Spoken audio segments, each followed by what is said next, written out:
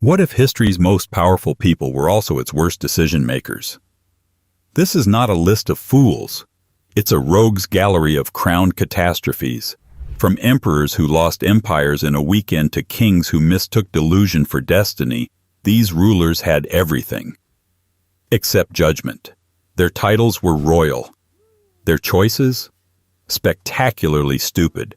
And the consequences still echo through time. Welcome to 25 Most Stupid Monarchs in History. Before we dive headfirst into this royal spiral of bad decisions, make sure you subscribe to the channel so you never miss a deep, slightly unhinged journey through history's strangest corners. And hey, while you're here, drop a comment. Where are you watching from, and what time is it right now? Are you up late with insomnia or catching this during breakfast? Let's see how globally and chronologically confused we all are. 1. Honorius. Honorius became emperor at the age when most boys are still negotiating bedtimes and toy soldiers. The Roman Empire handed him the real ones. Not a ceremonial set. The kind that bleed, desert, mutiny, and occasionally decide they'd rather follow a barbarian general with better vibes. And from the moment the crown was placed on his head, the Western Roman Empire entered what historians politely call a terminal phase, and what everyone else would recognize as a slow-motion administrative collapse, narrated by people who kept insisting everything was fine. Honorius ruled the West from 395 to 423, a stretch of time in which the empire lost provinces, credibility, money, and eventually Rome itself. Not metaphorically, literally. The city was sacked. And while later generations would imagine the fall of Rome as thunder, fire, and the screaming end of civilization, the truth is far more humiliating. It fell under a ruler who seemed less like a tyrant or a madman and more like a man who had wandered into the wrong meeting and was too embarrassed to admit it. The tragedy of Honorius is not that he was uniquely malicious or spectacularly insane. It's that he was present while everything went wrong. Present while others made decisions in his name. Present while the imperial machine kept grinding forward on muscle memory alone, like a body walking after the brain has already checked out. He did not so much rule the empire as fail to interrupt its disintegration. From the start, Honorius was dominated by others. His father, Theodosius III, had been the last emperor to rule both halves of the Roman world. When he died, the empire was split between Honorius in the west and his older brother Arcadius in the east. Arcadius was weak, indecisive, and easily manipulated. Honorius was younger, more sheltered, and somehow even worse prepared. The west, already poorer and more militarily strained, got the short end of a very cursed stick. Actual power fell to generals, courtiers, eunuchs, and advisors whose loyalties shifted with the weather. The most capable of these was Stilicho, a general who was half Vandal, fully Roman in loyalty, and inconveniently competent. For a time, Stilicho held the Western Empire together through force of will, military skill, and frantic diplomacy. He fought off invasions, balanced rival factions, and tried to keep a teenage emperor alive in a political environment that treated weakness like an all-you-can-eat buffet. And then Honorius had him executed. Why? Because Honorius was persuaded that Stilicho was a threat. Not because Stilicho had actually betrayed him, but because the court was thick with intrigue and Honorius was profoundly bad at telling the difference between danger and gossip. He listened to whispers. He trusted people whose primary skill was surviving palace politics.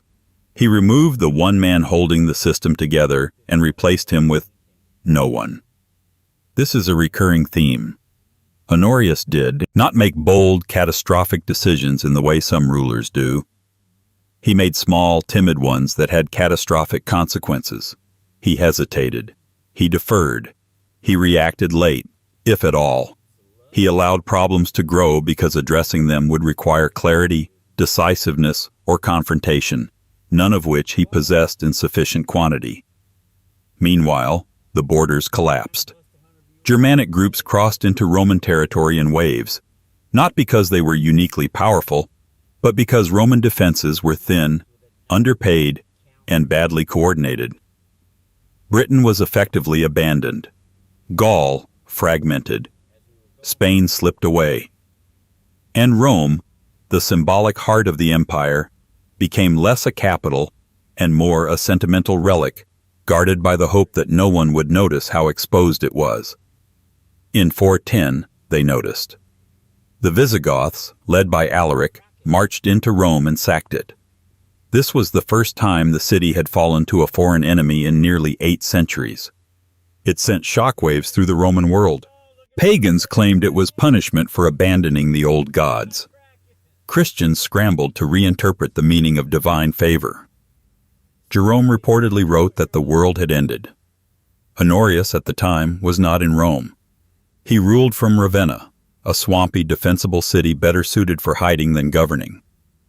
When news reached him that Rome had fallen, later writers joked that he initially misunderstood the message, thinking it referred to the death of his pet chicken, also named Roma. The story is probably apocryphal. The fact that it sounded plausible tells you everything you need to know about his reputation. What matters is not whether he loved poultry. It's that he had so thoroughly removed himself from the symbolic and administrative center of the empire that Rome's fall, while devastating, did not immediately alter his behavior. There was no dramatic counteroffensive, no sweeping reform, no moment of clarity. The empire simply continued unraveling, now without its myth of invulnerability. Honorius survived this humiliation. He survived rebellions, invasions, and the hollowing out of imperial authority. He survived because he was careful with his own safety, if nothing else. He stayed behind walls. He let others fight. He let others fail. He outlived many of his enemies and even some of his disasters. And this is where the label of stupid becomes slippery. Honorius was not a fool in the cartoon sense. He could read, he could speak. He understood enough to fear threats. But he lacked the qualities that turn understanding into governance. He could not evaluate advisors effectively. He could not prioritize long-term stability over short-term comfort.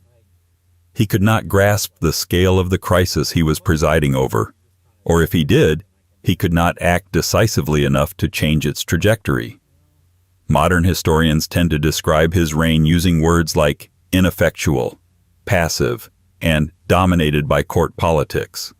These are polite terms. They translate roughly to, the system failed because the man at the center of it never learned how to use it. Honorius represents a specific kind of historical failure, the kind that doesn't come with grand speeches or dramatic insanity, the kind that happens when responsibility is inherited, not earned, and when survival is mistaken for success. He reigned for nearly 3 decades, an impressively long time for such a disastrous period, and when he died in 423, the Western Roman Empire was still standing. Technically. In reality, it was a shell. Provinces gone, authority hollow, military power fragmented, the office of emperor reduced to a symbol that fewer and fewer people felt obligated to respect. Within 50 years, the Western Empire would be gone entirely, replaced by successor kingdoms that barely pretended to care about Rome's old administrative fiction.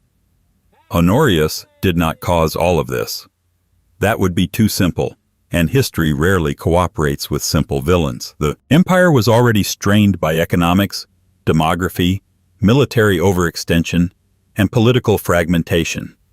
But Honorius was the man in the chair when leadership mattered most.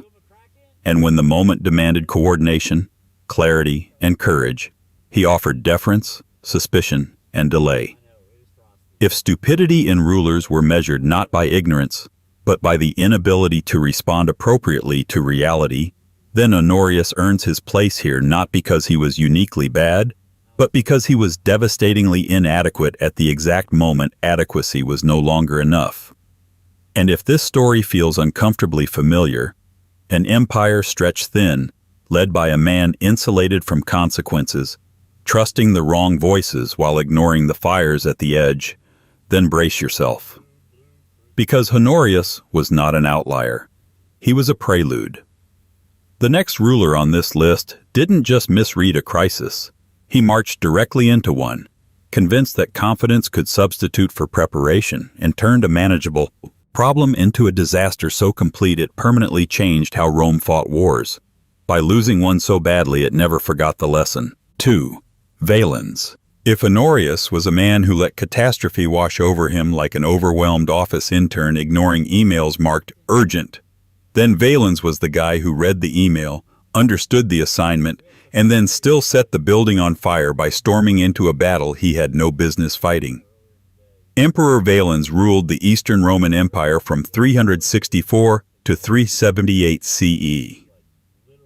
His story ends, quite famously, at the Battle of Adrianople, a clash so disastrous that Roman historians wrote about it with the same tone one might use when describing a cursed object unearthed from a forbidden tomb. Adrianople wasn't just a defeat. It was a bloodletting, a humiliation, a signpost in the slow fall of Roman invincibility. And Valens?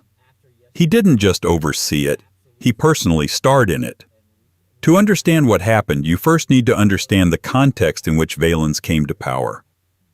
The Roman Empire had already been split between East and West, with emperors ruling simultaneously but usually with a stiff handshake and a long list of complaints about each other. Valens ruled the East, arguably the wealthier half, but unlike his more charismatic brother Valentinian I, Valens was the quieter, less militarily gifted sibling. That didn't necessarily doom him. In Rome, many rulers had started unremarkable and risen to the occasion. Valens did not rise. Instead, he waded slowly through a rain of false starts and wobbly choices. He spent years dealing with theological disputes, particularly the Arian controversy that was tearing through Christianity at the time. And while important, it meant that his energies were often pointed toward church councils instead of military drills. Meanwhile, external threats were stirring, and one in particular was coming fast: the Goths. Now, to be clear, the Goths weren't a monolithic barbarian horde snarling at the gates in animal pelts. They were a confederation of tribes, pressured by an even more terrifying force behind them: the Huns. When the Huns began tearing through the steppes, the Goths ran straight toward the Roman border, desperate for protection. They didn't want to invade Rome. They wanted to join it, as refugees. And here comes the first great decision point of Valens' reign. In 376, a massive group of Gothic refugees arrived at the Danube River and begged for asylum within the empire. Valens faced a choice that was hard but manageable. He could accept them under tight controls, feed them, settle them, disarm them, or he could reject them and risk them turning violent. He chose something in between. He said yes, but failed completely in the execution. The bureaucracy responsible for processing the Gothic entry was corrupt, chaotic, and wildly underprepared. Gothic leaders were forced to pay bribes for basic necessities. Food was withheld. Weapons were not fully confiscated. Local Roman officials exploited the situation for personal gain. The Goths, already traumatized by the Huns, quickly learned that Roman hospitality was less refuge and more low-budget extortion scheme. Within a year, the situation had exploded. Gothic bands began raiding Roman towns. What could have been a diplomatic win, absorbing a population that could farm, fight, and fortify the empire, became an insurgency fueled by betrayal. Valens responded with military force. Of course he did. What else could he do? But here's the thing. It wasn't force alone that doomed him. It was how he used it. In 378, Valens received word that the Gothic army, now consolidated under leaders like Fritigern, was massed near the town of Adrianople.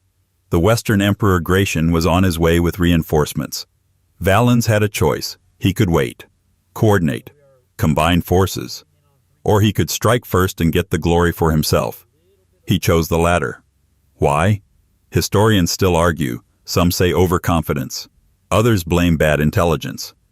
Valens was told the Gothic army was smaller than it really was, but that in itself is a decision-making failure. Trusting unreliable scouts, discounting warnings, ignoring the possibility of ambush. These are not signs of low intelligence necessarily, but they are signs of dangerous arrogance. So Valens marched out with his army in the blistering summer heat. He didn't wait for Gratian. He didn't allow his troops to rest. He didn't know where the entire Gothic force was positioned, and then he attacked, or rather he tried to. What followed wasn't a battle, it was a slaughter. The Roman lines broke, the cavalry flailed, command disintegrated, and Valens, emperor of the Eastern Roman Empire, disappeared. We don't know exactly how he died. Some accounts say he was struck down and burned in a farmhouse while hiding. Others say he fell in battle. What we do know is that his body was never recovered. That was considered a very bad omen by Roman standards, not just because of the indignity, but because symbolically, it meant the empire couldn't even bury its mistakes anymore. They just vanished. The numbers at Adrianople are staggering. 2/3 of the Roman army, by some estimates, were wiped out. Entire units annihilated. Veteran soldiers gone. Command structure shredded. It was one of the worst defeats in Roman history, on par with Cannae, but with an emperor instead of a consul at the heart of it. And yet, perhaps the most damning thing is what came after. Because the Gothic War didn't end there. The Goths didn't march on Constantinople. They didn't try to conquer the empire. They didn't have to. Rome had already defeated itself. Adrianople proved that the Roman military machine, long the pride of the empire, could be outmaneuvered by groups it once considered beneath notice. The defeat shook the empire's identity. Valens had made one critical error after another. He mishandled diplomacy, tolerated corruption, overestimated his own military strength, underestimated his enemy, and finally walked directly into a trap he helped set. Each step could be excused in isolation. Together they paint a picture of a ruler not just unlucky or misinformed, but fatally flawed in judgment. Modern historians are generally kind to Valens in tone, but firm in conclusion. They don't call him stupid in the tabloid sense. They use terms like overconfident, misguided, and strategically reckless. But the result is the same. He made decisions that were objectively disastrous, and he made them in a position where he had access to better options. In another timeline, Valens could have been remembered as a transitional emperor, flawed but survivable. Instead, he became a cautionary tale, a man who mistook urgent action for effective strategy, who saw complexity and reached for simplicity, who valued his own instincts over patience, alliance, or long-term planning. If Honorius failed by doing too little, Valens failed by doing far too much, far too fast, and with far too much faith in his own rate of the moment. There's an old Roman saying, "Fortune favors the bold." Valens might have believed it. What he missed was the fine print. Boldness without wisdom is just a shortcut to ruin. But if you thought dying in a blaze of strategic miscalculation was bad, wait until you meet a ruler who stayed alive long enough to sabotage his empire not once or twice, but continuously, while also thinking he was a literal god. Not figuratively, not poetically, literally. Let's talk about Commodus. If you're still here after that imperial faceplant, you're exactly our kind of person. So go ahead and subscribe, because we've got 23 more monarchs who make bad leadership look like performance art. And while you're at it, tell us in the comments, where in the world are you watching from, and what time is it right now? Midnight? Lunch break? History doesn't sleep, and apparently neither do you. 3. Commodus. To describe Commodus as a mistake is to undersell the concept of mistakes. Dropping your sword in battle is a mistake. Trusting a traitor is a mistake. Commodus was a sustained, glittering catastrophe, a miscalculation stretched across 12 years, soaked in self-worship and polished with absurdity. He wasn't just a bad emperor. He was an emperor who believed the empire existed for the express purpose of admiring him.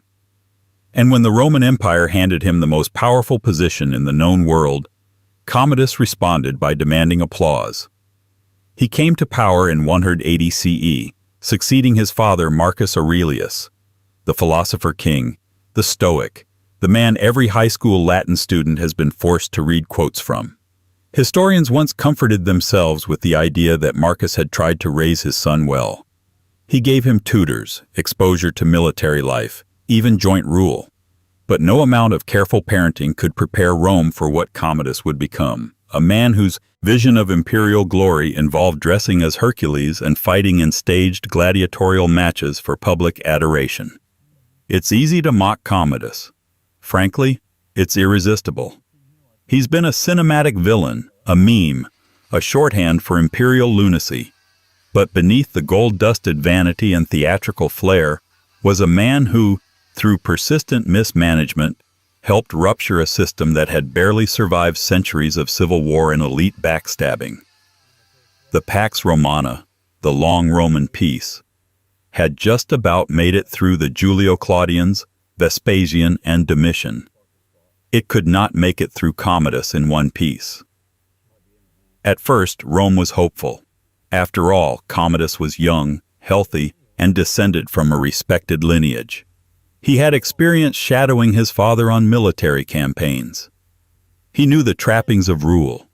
But from the beginning, signs of a deeper issue were hard to ignore. Commodus was more interested in comfort than strategy, more interested in flattery than truth, and above all, more interested in himself than the empire. The true nightmare began when Commodus turned away from the actual running of government and handed responsibility to a rotating cast of favorites, flatterers, and opportunists. Men like Seioterus, Perennis, and Cleander rose and fell, each one wielding enormous influence behind the throne while enriching themselves and suppressing rivals. Commodus didn't seem to mind. If the treasury bled and the military grip weakened, that was someone else's concern. He had more important things to do, like reinventing himself as the divine embodiment of Rome. Not metaphorically. Commodus literally styled himself as a living god. He dressed in lion skins, carried a club like Hercules, and had statues made depicting himself as the hero savior of mankind. He renamed months after himself. He changed the name of Rome to Colonia Commodiana. He referred to himself in public inscriptions as the only bringer of joy. Every single decision carried the heavy scent of megalomania mixed with a touch of cabaret. The empire, stretched from Britain to the Euphrates, wasn't just neglected. It was actively warped to suit one man's need for applause. Commodus fought in the Colosseum, yes, but the fighting was carefully choreographed. He slaughtered animals and crippled gladiators for display, not survival. His victories were preordained. His enemies were props. And Rome, once the pinnacle of militaristic gravitas, was slowly being reshaped into a grotesque stage for imperial narcissism. Yet the problem wasn't just the emperor's delusions. It was the way the imperial system allowed them to metastasize. Commodus was insulated by fear and luxury. The Senate dared not oppose him. The people were distracted by free grain and blood sport. The military was poorly managed but placated with donatives. And the bureaucracy? It followed orders, no matter how ridiculous they became. Corruption flourished. The provinces were milked. The Roman coinage debased. Political purges multiplied as Commodus grew increasingly paranoid. Those who had influence over him, Cleander most notably, abused their power spectacularly, selling offices, manipulating justice, and alienating both elites and commoners alike. When famine struck in 190, Rome exploded into chaos. Riots erupted. Cleander was torn apart by a mob. Commodus responded not with reform, but with more detachment, more games, more celebrations of himself. What makes Commodus so particularly frustrating from a historian's standpoint is that he didn't have to be this bad. He inherited a functioning empire. He had competent generals. He had the wealth, the time, and the resources to grow into the role. Instead, he shrank it to fit his ego. His leadership wasn't tyrannical in the classic Roman sense. It was aggressively self-indulgent. He didn't want to destroy Rome. He wanted Rome to be a mirror. By the end of his reign, the Senate despised him. The army distrusted him. His inner circle feared him. He had isolated every possible base of power except the one that mattered most to him, his fantasy. And in that fantasy, he was eternal, unbeatable, divine. Unfortunately for Commodus, reality disagreed. In 192 CE, a conspiracy led by his inner circle, including his concubine Marcia and the Praetorian prefect Latus, decided they'd had enough. After a failed poisoning attempt, they arranged to have him strangled by a wrestler in his bath. Yes, that's technically how it ended. No, we're not going to dwell on the details. The assassination didn't just end a reign, it ended a dynasty. With Commodus gone, the Antonine line, one of the few periods of relatively stable imperial succession, collapsed. Civil war broke out almost immediately. The empire plunged into the year of the 5 emperors, with generals scrambling for power, provinces backing rival claimants, and the Roman center fracturing once again. In that sense, Commodus's legacy wasn't just buffoonery. It was institutional fragility exposed and detonated. Modern scholars tend to approach Commodus with a mix of fascination and exasperation. Was he truly mad? Probably not in the clinical sense. More likely, he was a narcissist raised in an environment that rewarded delusion. Some argue he was a product of a system that prioritized dynastic continuity over competency. Others note that he simply lacked interest in ruling, preferring performance to policy. But all agree that his reign marks a transition. From principled governance to personality cult, from empire to circus. It's tempting to view Commodus as an outlier, a blip, a uniquely bad ruler in a sea of competent ones. But history is never that neat. The deeper truth is more unsettling. Systems that reward loyalty over judgment, appearances over effectiveness, and charisma over competence will always produce Commoduses. Not because they want to, but because structurally they are built to. And if that thought is already making your palms sweat, just wait until we get to a man whose very nickname, given not by enemies but by his own people, meant ill-advised. A ruler whose reign saw Viking invasions, internal collapse, and a failure to understand the basics of statecraft, even as his kingdom burned. Let's meet Ethelred the Unready. 4. Ethelred the Unready. Imagine a nation on the edge. Viking raids turning into invasions, nobles bickering like drunk uncles at a wedding, and the king, a man who is technically in charge, responding with a mixture of panic, indecision, and very expensive bribes. This is the world of Ethelred II, more famously known as the Unready, a man whose nickname has outlived his reign by 1,000 years, and not in a good way. First, let's deal with that nickname. Unready is one of those historical insults that sounds like playground mockery, but is actually a mangled translation. It doesn't mean unprepared, though that would have been painfully accurate. It comes from the Old English unread, meaning poor counsel or no counsel, so the king's actual title meant something like Ethelred of the bad advice. It's not often that a ruler is roasted so thoroughly by his own language. He inherited the throne in 978 CE, when he was likely around 10 years old, after his half-brother, King Edward the Martyr, was murdered under murky circumstances. And by murky, we mean suspiciously convenient. Ethelred's mother, Queen Elfthryth, was deeply involved in the court at the time, and Edward's sudden death opened a very convenient path to power for her son. Whether Ethelred was involved or not, he probably wasn't. He was a kid.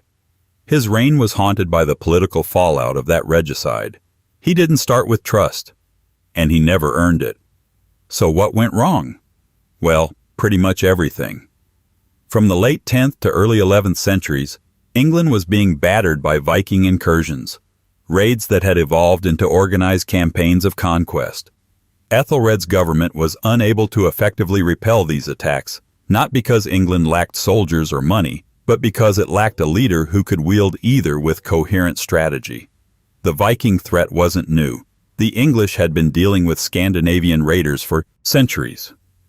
But under Ethelred, the scale changed.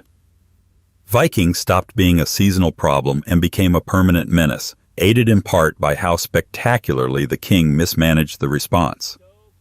His answer to repeated invasions? A rotating strategy of panicked military campaigns, backroom negotiations, and most famously, bribes. These weren't small bribes either. They were massive payments of silver known as Danegeld, essentially protection money paid to make the Vikings go away. It worked, sometimes.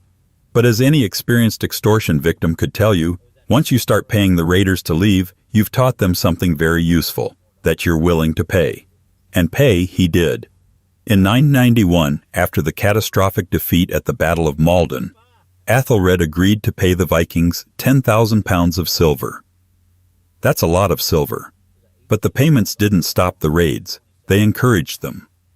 More followed in 994, then again in 1002, then again in 1007.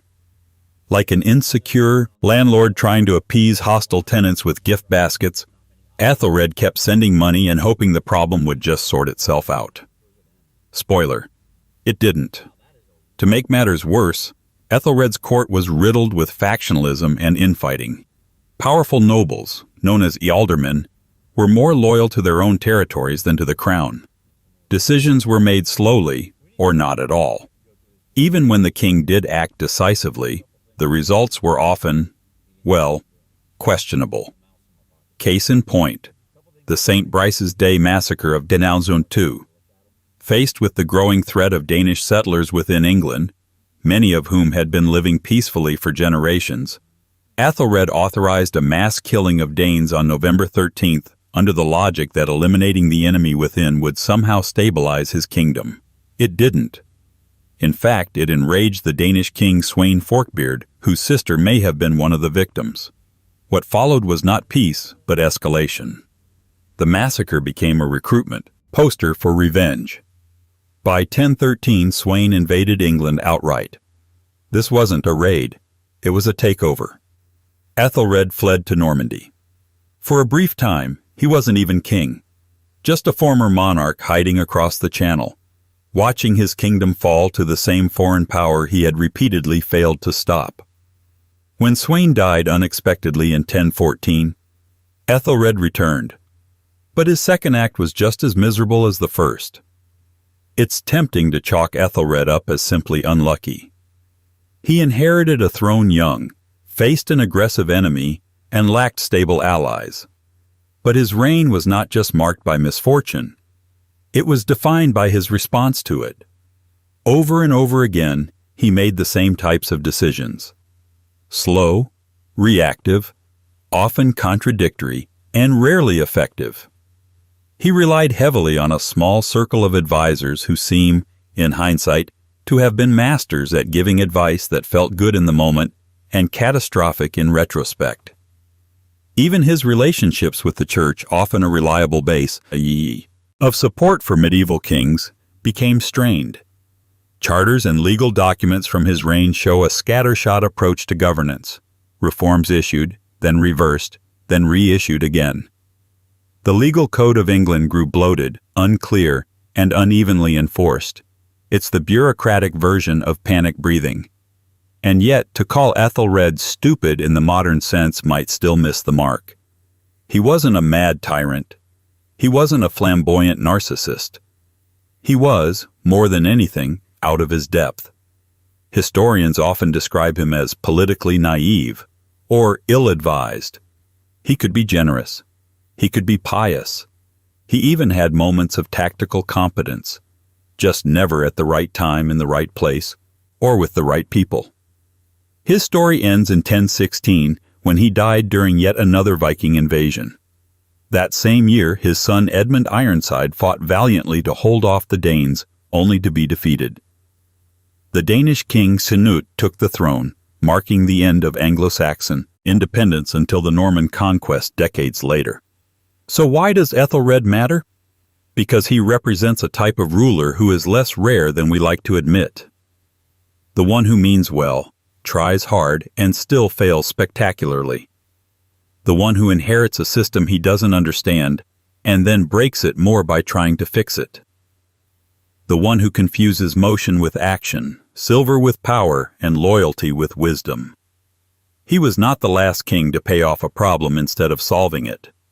He was not the last to surround himself with loyal incompetents. And he was certainly not the last to learn, too late, that timing in leadership is often more important than intention. And if Ethelred left his kingdom vulnerable through dithering and misplaced trust, the next man on this list took those same ingredients and seasoned them with rage, paranoia, and self-destruction. A monarch who turned his nobles against him, lost most of his land to the French, and accidentally helped invent constitutional monarchy by being so bad his own barons forced him into signing a document that basically said, "You're not allowed to do this anymore." Meet King John. 5. King John. It takes a special kind of royal incompetence to be remembered as Bad King John for over 800 years. Not just unpopular, not just unlucky, but bad. A word that children learn before they know what monarchy is, and somehow still associate with a man who ruled England from 1199 to 1216. In a royal lineup that includes madmen, tyrants, and warmongers, John earns his place not for cruelty alone, but for the sheer density of political disasters packed into a relatively short reign. Let's begin with the basics. John was the youngest son of Henry II and Eleanor of Aquitaine, which already meant he was far down the inheritance ladder. His nickname in childhood was Lackland, not as a joke, but as a practical observation.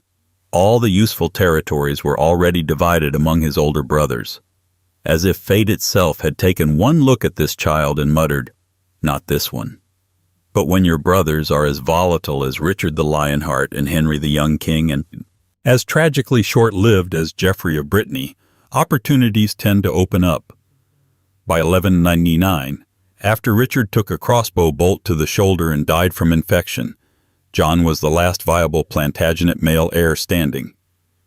And so, the crown landed in the lap of the least impressive sibling, like a family business passed down until only the accountant nephew is left. Almost immediately, John began losing things. The Plantagenet Empire wasn't just England. It was a transcontinental domain that included large swaths of modern-day France, Normandy, Anjou, Aquitaine. And these lands weren't merely trophies. They were vital for economic strength and aristocratic loyalty. John's early reign was marked by one catastrophic failure above all, the loss of Normandy to the French king Philip II. It wasn't a single battle. It was a drawn-out erosion of support, marked by poor diplomacy, betrayals, and military miscalculations. John's attempts to reassert control in France were marred by overconfidence and brutality. After capturing his nephew Arthur of Brittany, who had a legitimate claim to the throne and had sided with Philip, John's handling of the situation created political fallout so toxic that many of his own allies defected. Again, we won't get into the dark details. Let's just say Arthur vanished under circumstances that did not exactly enhance John's popularity among the French nobility. The result was predictable. By 1204, John had lost Normandy entirely. An English king who couldn't hold on to English-held France was seen as, at best, inept, and at worst, cursed. Back home in England, John's problems only grew. To fund his failing campaigns in France, he ramped up taxation with creative ferocity. He raised scutage fees, payments that allowed barons to avoid military service, to unprecedented levels. He demanded loans and fines, often without legal basis, and extracted resources from anyone unlucky enough to cross him. Nobles, clergy, merchants. No one was safe from his fiscal enthusiasm. John didn't tax like a king. He taxed like a man playing a very expensive game he didn't understand and trying to buy his way out with other people's money. Worse, his relationships with the church were equally catastrophic. In 1205, when the Archbishop of Canterbury died, John and Pope Innocent III couldn't agree on a successor. This turned into a diplomatic standoff that escalated into full spiritual warfare. In 1208, the Pope placed England under an interdict, a kind of religious suspension that halted most church services and sacraments. the kingdom entered a spiritual lockdown. A few years later, John himself was excommunicated. An excommunicated king in medieval Europe was like a CEO being publicly banned from using email. Bad for business, terrible for morale, and a signal to rivals that your authority was suddenly negotiable. Yet John persisted, refusing to back down until the political pressure nearly snapped. Only when French invasion loomed, with papal backing, did John finally submit in 1213. He surrendered England as a papal fief, agreeing to pay tribute to Rome in exchange for being allowed back into the club. It was a desperate maneuver dressed up as piety. It worked, for a time. But by now, John had burned so many bridges that his throne was held up by duct tape, papal paperwork, and a sense of dread. The climax of John's reign came not through foreign invasion or divine wrath, but through the boiling frustration of his own barons. These were not revolutionaries or radicals. They were elite landowners, loyal to crown and custom, until they decided that John had finally overstepped the bounds of royal behavior one too many times. In 1215, they forced him to the negotiating table at Runnymede. The result was the Magna Carta, a document that would become one of the most famous legal agreements in history. It wasn't written to create democracy. It was written to stop John from being John. It guaranteed protections for the nobility, limited arbitrary taxation, and affirmed that even the king had to obey the law.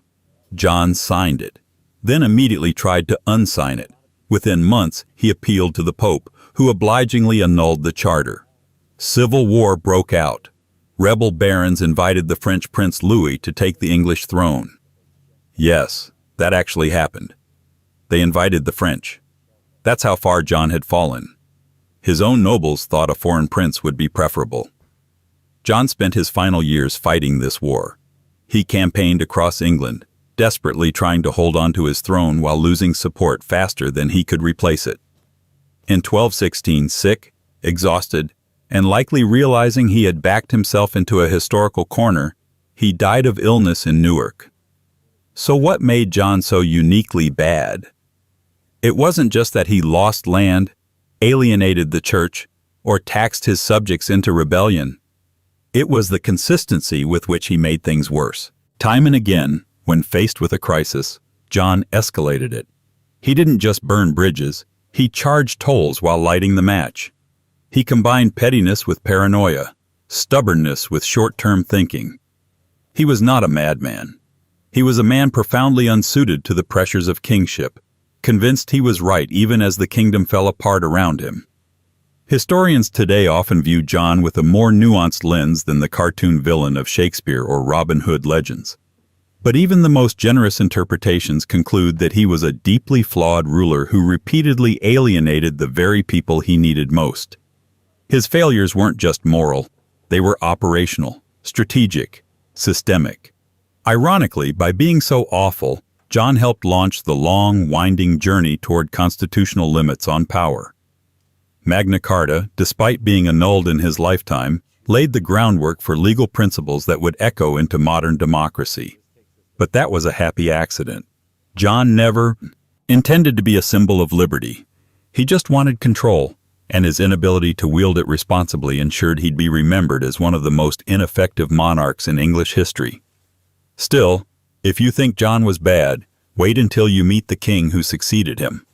A man so politically clumsy, so publicly humiliated, and so thoroughly rejected by his own nobles that they didn't just force him to abdicate.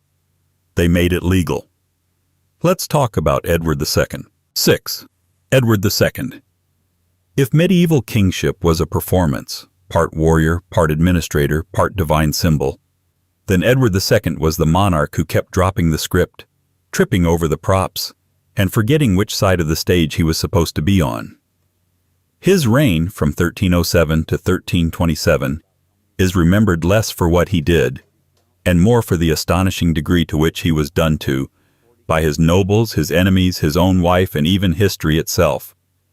Edward II was the son of Edward I, a king so famously ruthless and competent that later generations nicknamed him Hammer of the Scots. Imagine following that act.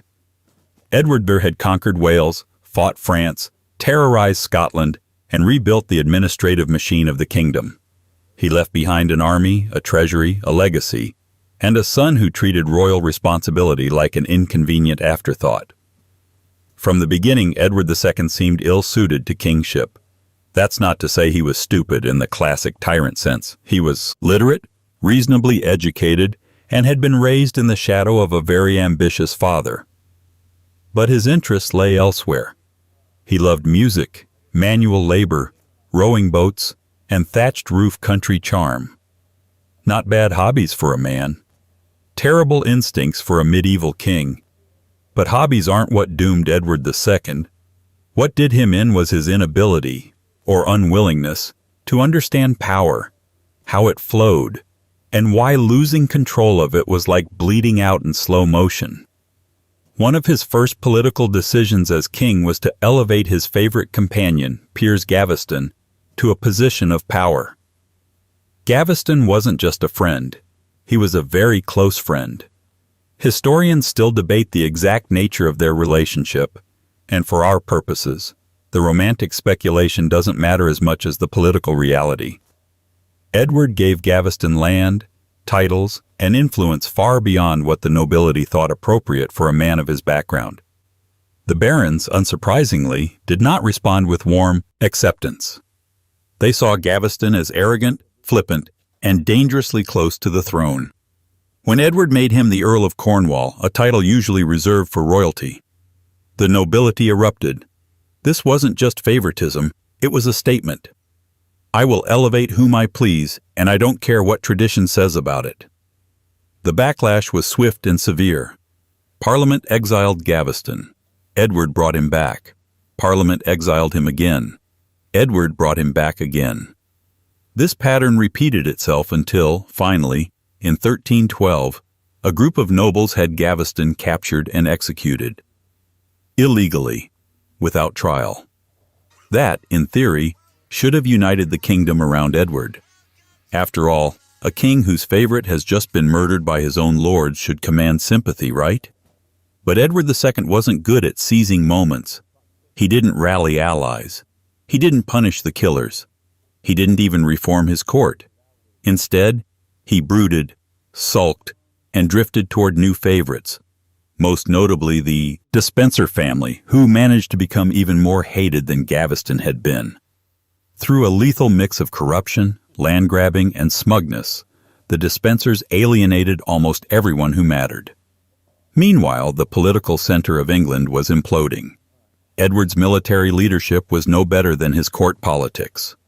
His most notorious failure came in 1314 at the Battle of Bannockburn, where the English army was humiliated by a smaller Scottish force led by Robert the Bruce. Edward's blunders on the battlefield turned what should have been a suppression campaign into a national embarrassment. The defeat allowed Scotland to reclaim independence in practice, if not immediately in law. And Edward? He ran. He survived. But any illusions of his martial competence died on that battlefield. The result was a king who had no prestige abroad and no support at home. Parliament was increasingly hostile. The barons were split, but most agreed that Edward was a liability. Rebellions broke out, sometimes led by his own allies turned rivals. His attempts at reform came too late or felt too forced. And always circling around him were the Despensers, driving wedges between Edward and the rest of the political elite like it was their personal mission. Enter Queen Isabella.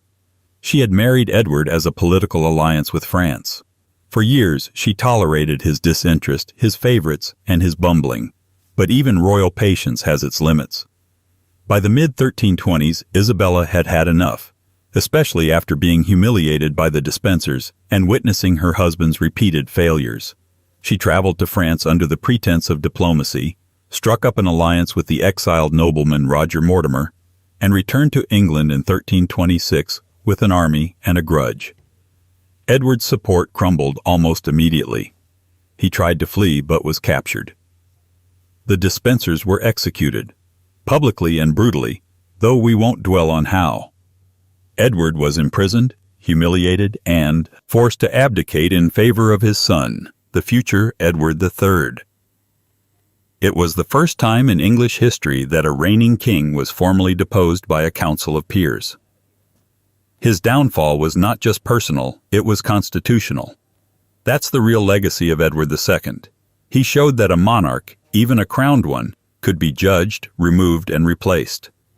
His reign taught the nobility and future kings a lesson they would not forget.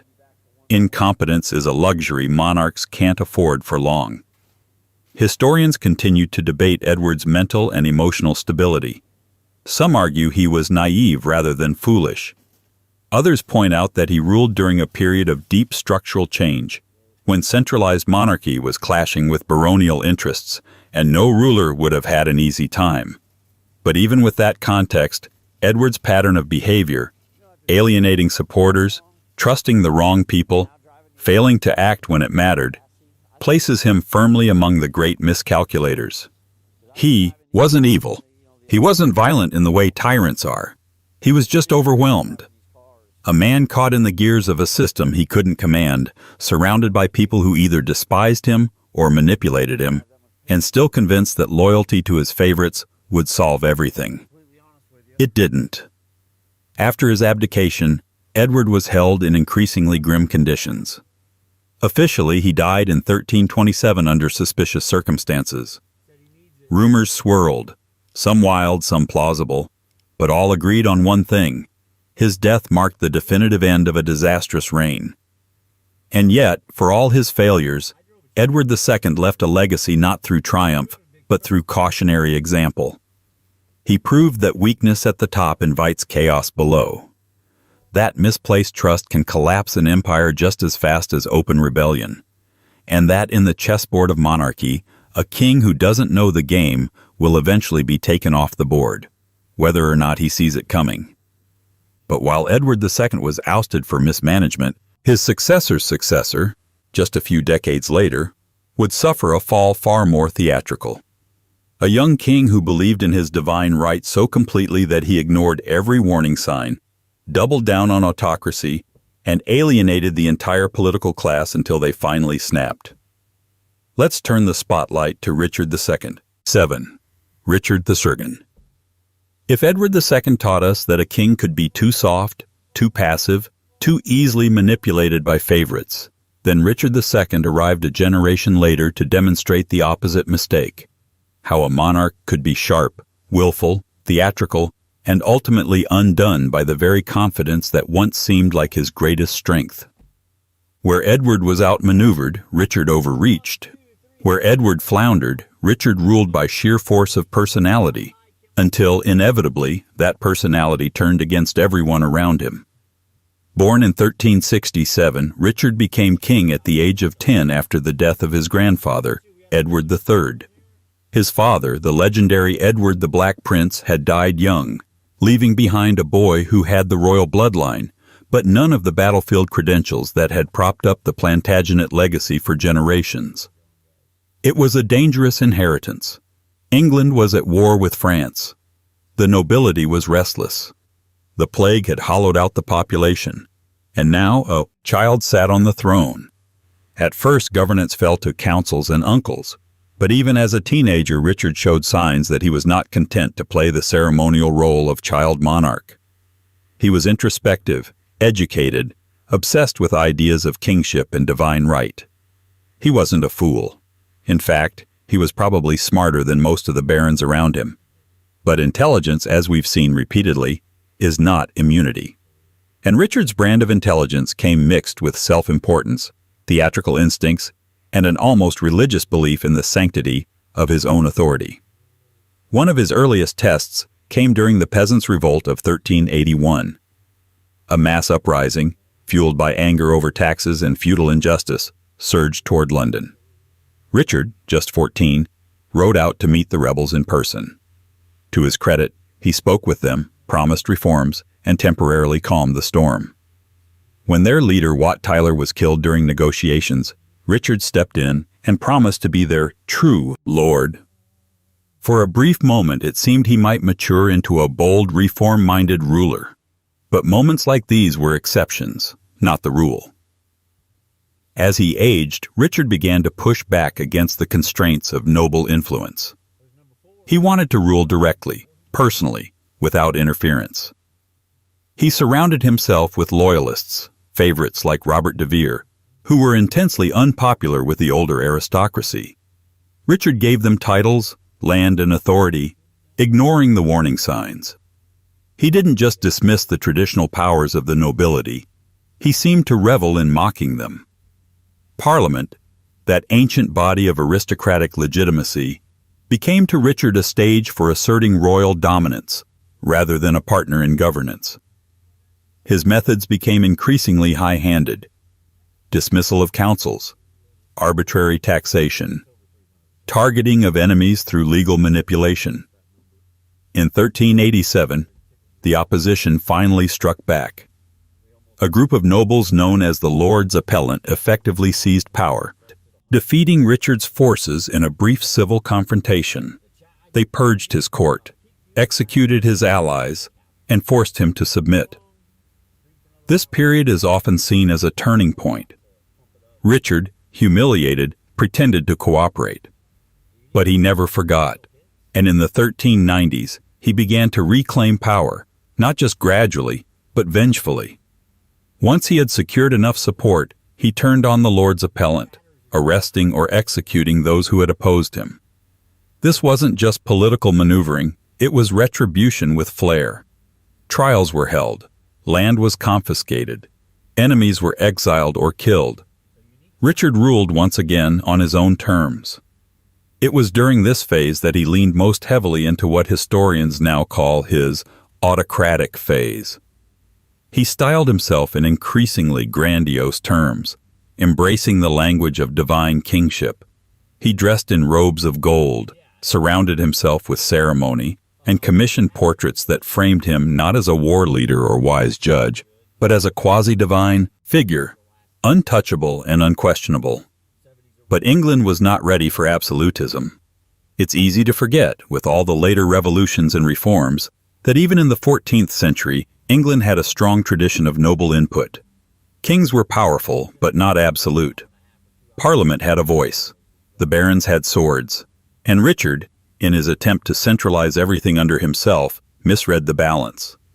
Again and again, he confused personal loyalty with political stability and ritual grandeur with actual authority.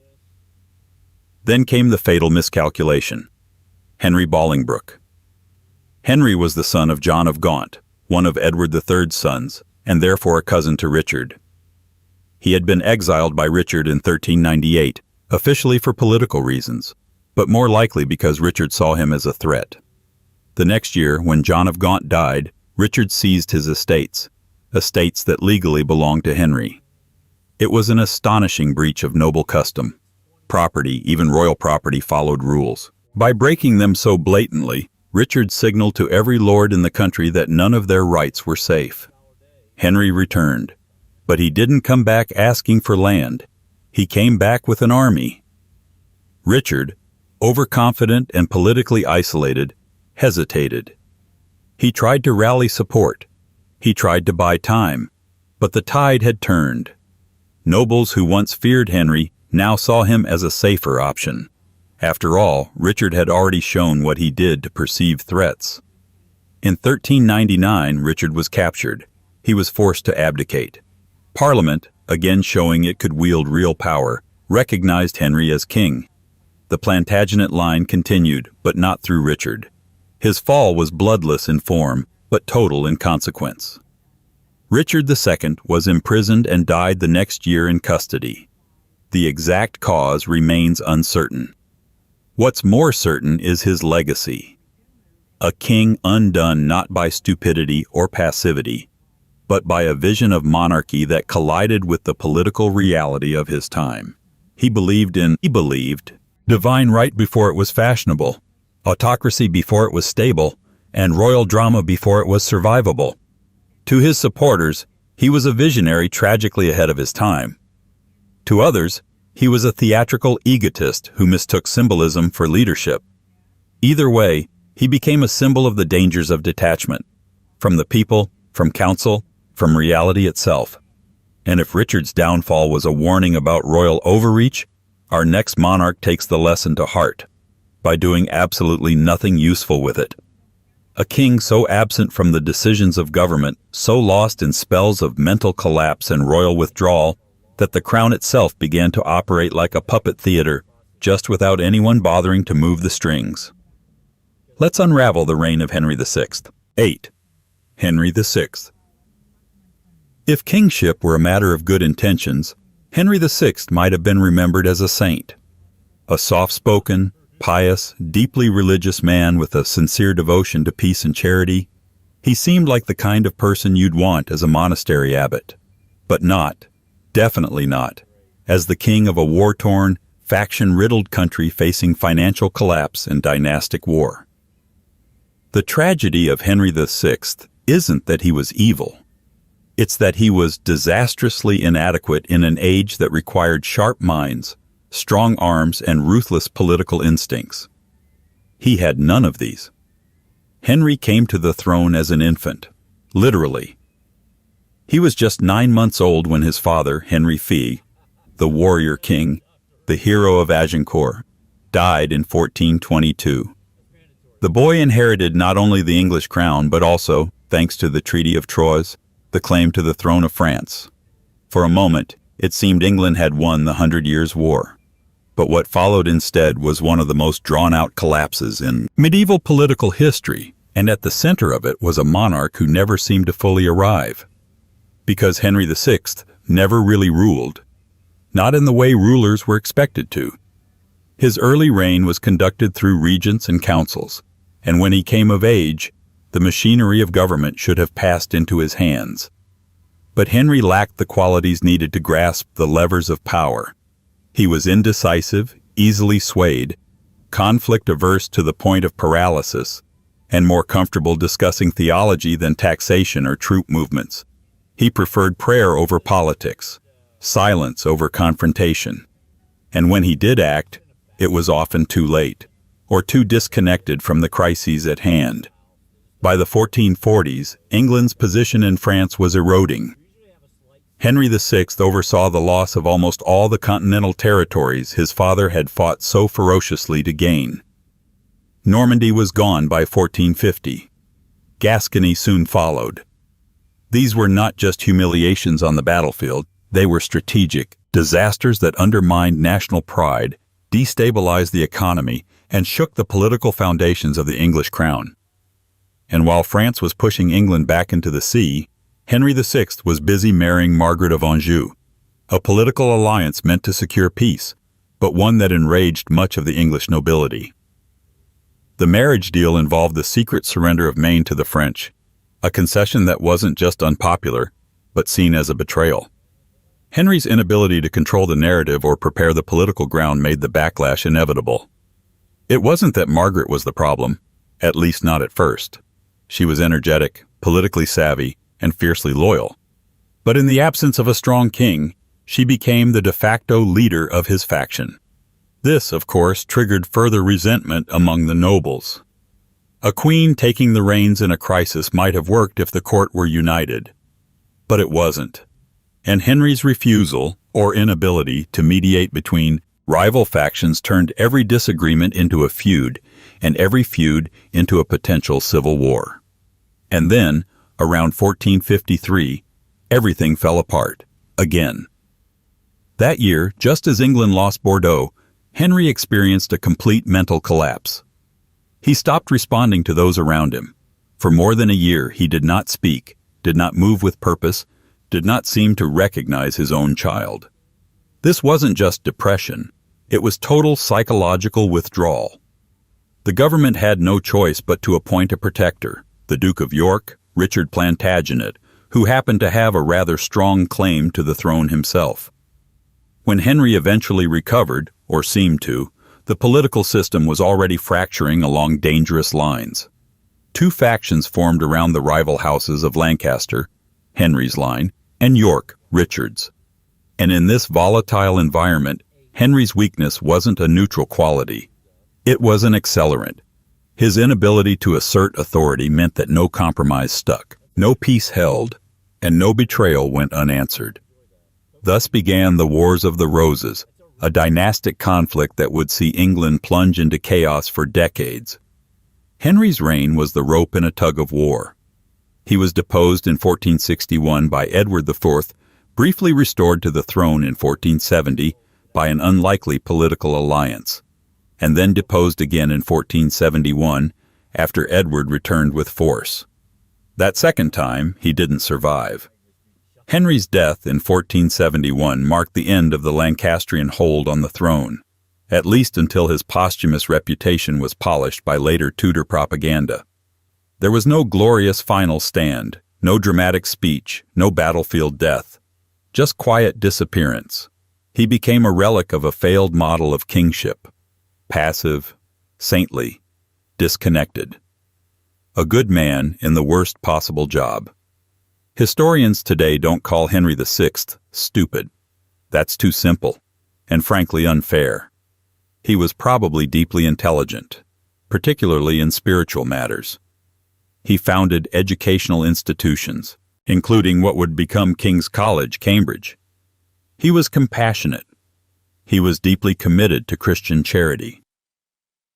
But kingship is not about goodness alone. It's about judgment, timing, understanding power and how to wield it, or at least how to stop others from wielding it against you. Henry couldn't do any of that. He was a man made of gentle intentions in an age of iron politics. And unlike previous rulers who failed by action, by making the wrong moves, picking the wrong fights, or trusting the wrong men, Henry failed by absence. He didn't fight the wrong wars. He didn't rage against his enemies. He simply watched his kingdom unravel and lacked the strength or clarity to pull the threads back together. In the end, his reign is a study in what happens when the crown rests on someone unfit to carry its weight. Not because they are cruel or foolish, but because they are simply not enough. Not strong enough. Not strategic enough. Not aware enough of how fragile the whole system really is.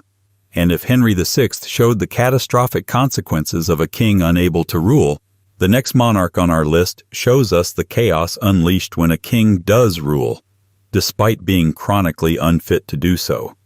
A ruler whose mind turned on itself, whose court fell into disarray, and whose country nearly collapsed under the weight of hallucination and paranoia. A king who heard voices not of counsel but of madness. It's time to meet Charles VI of France. 9. Charles VI. If Henry VI showed what happens when a king quietly disappears from his own reign, Charles VI of France shows what happens when a king is present, but intermittently unreachable, unpredictably altered, and tragically aware that something inside him is breaking. His life reads less like a political failure and more like a slow-motion psychological disaster unfolding in the most powerful court in medieval Europe, with an entire kingdom forced to improvise around it. Charles VI became King of France in 1380 at the age of 11. At first, things looked promising. France had survived the worst of the early Hundred Years' War. The economy was stabilizing. The monarchy, though bruised, still commanded loyalty. During Charles's minority, power rested with his uncles, ambitious, greedy men who treated the royal treasury like a communal wallet. But in 1388, Charles took control himself, dismissed them, and installed a group of competent administrators known as the marmosets.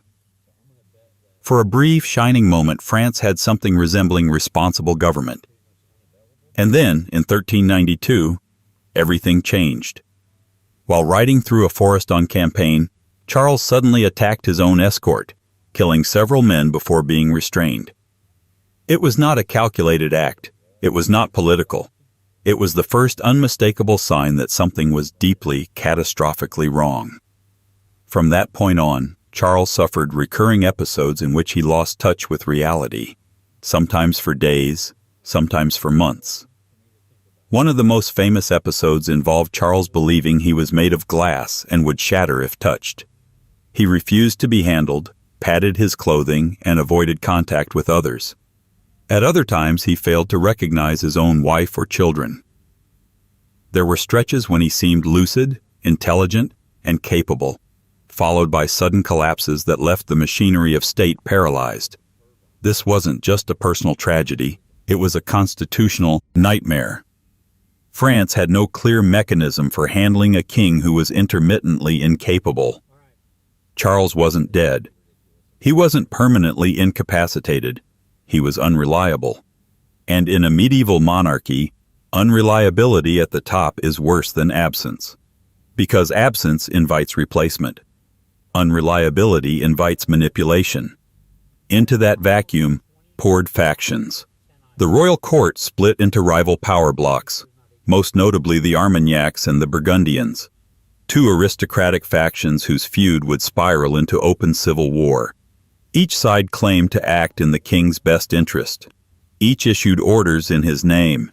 Each accused the other of treason, corruption, and betrayal, and Charles, when lucid, was often too exhausted or confused to stop them.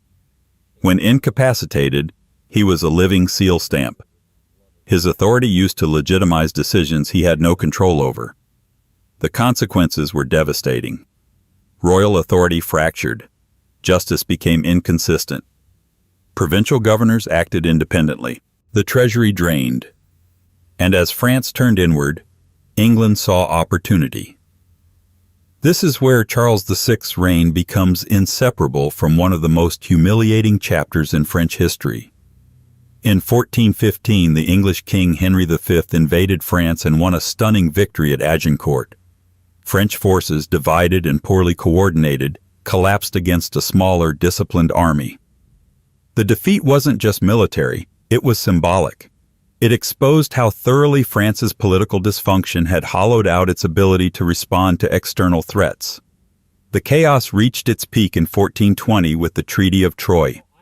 Under its terms, Charles VI, clearly not in a stable mental state, recognized Henry V of England as his heir, disinheriting his own son, the Dauphin Charles. The French crown, in effect, agreed to erase itself. This wasn't a clever diplomatic maneuver. It was surrender dressed as legitimacy. Historians still argue over how much agency Charles had in signing the treaty. Some suggest he was pressured, misled, or simply unwell. Others argue that even in moments of clarity, he was too worn down by decades of chaos to resist.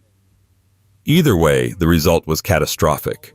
France split between English-controlled territory, Burgundian-aligned regions, and loyalists to the disinherited Dauphin. Civil war layered on top of foreign occupation, layered on top of royal incapacity. And yet, calling Charles VI stupid feels deeply wrong. He was not foolish. He was not negligent by choice. He didn't indulge in excess or ignore the kingdom out of boredom or ego.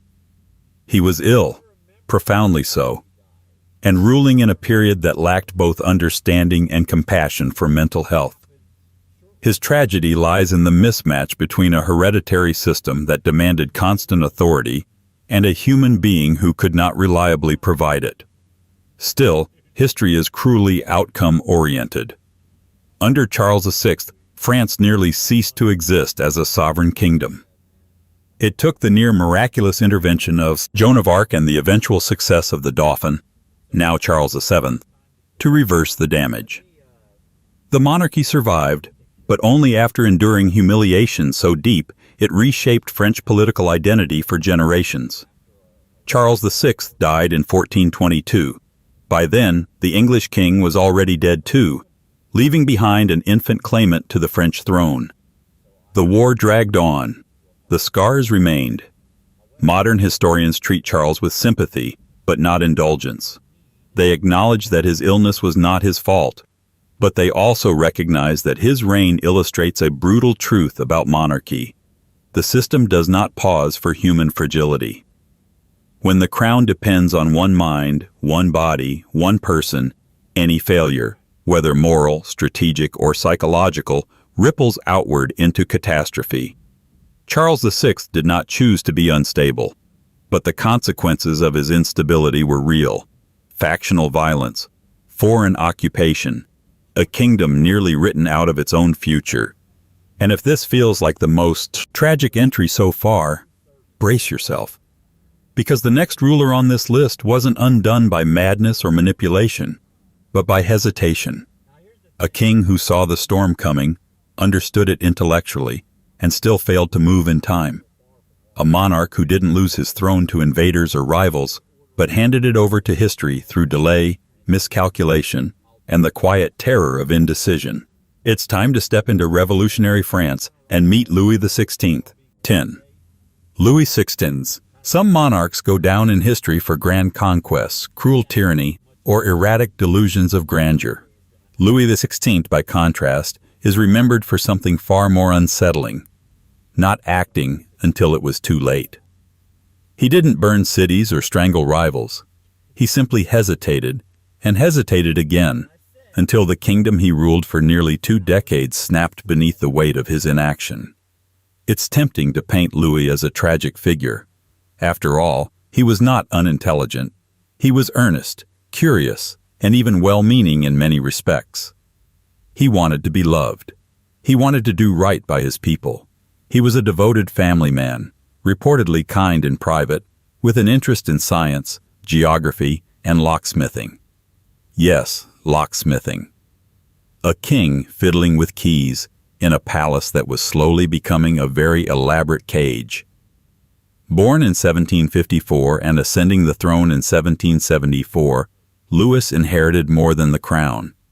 He inherited an overextended empire, a tax system held together with patches and prayers, and a court culture so saturated with performance and ritual that reality rarely made it through the front gates of Versailles.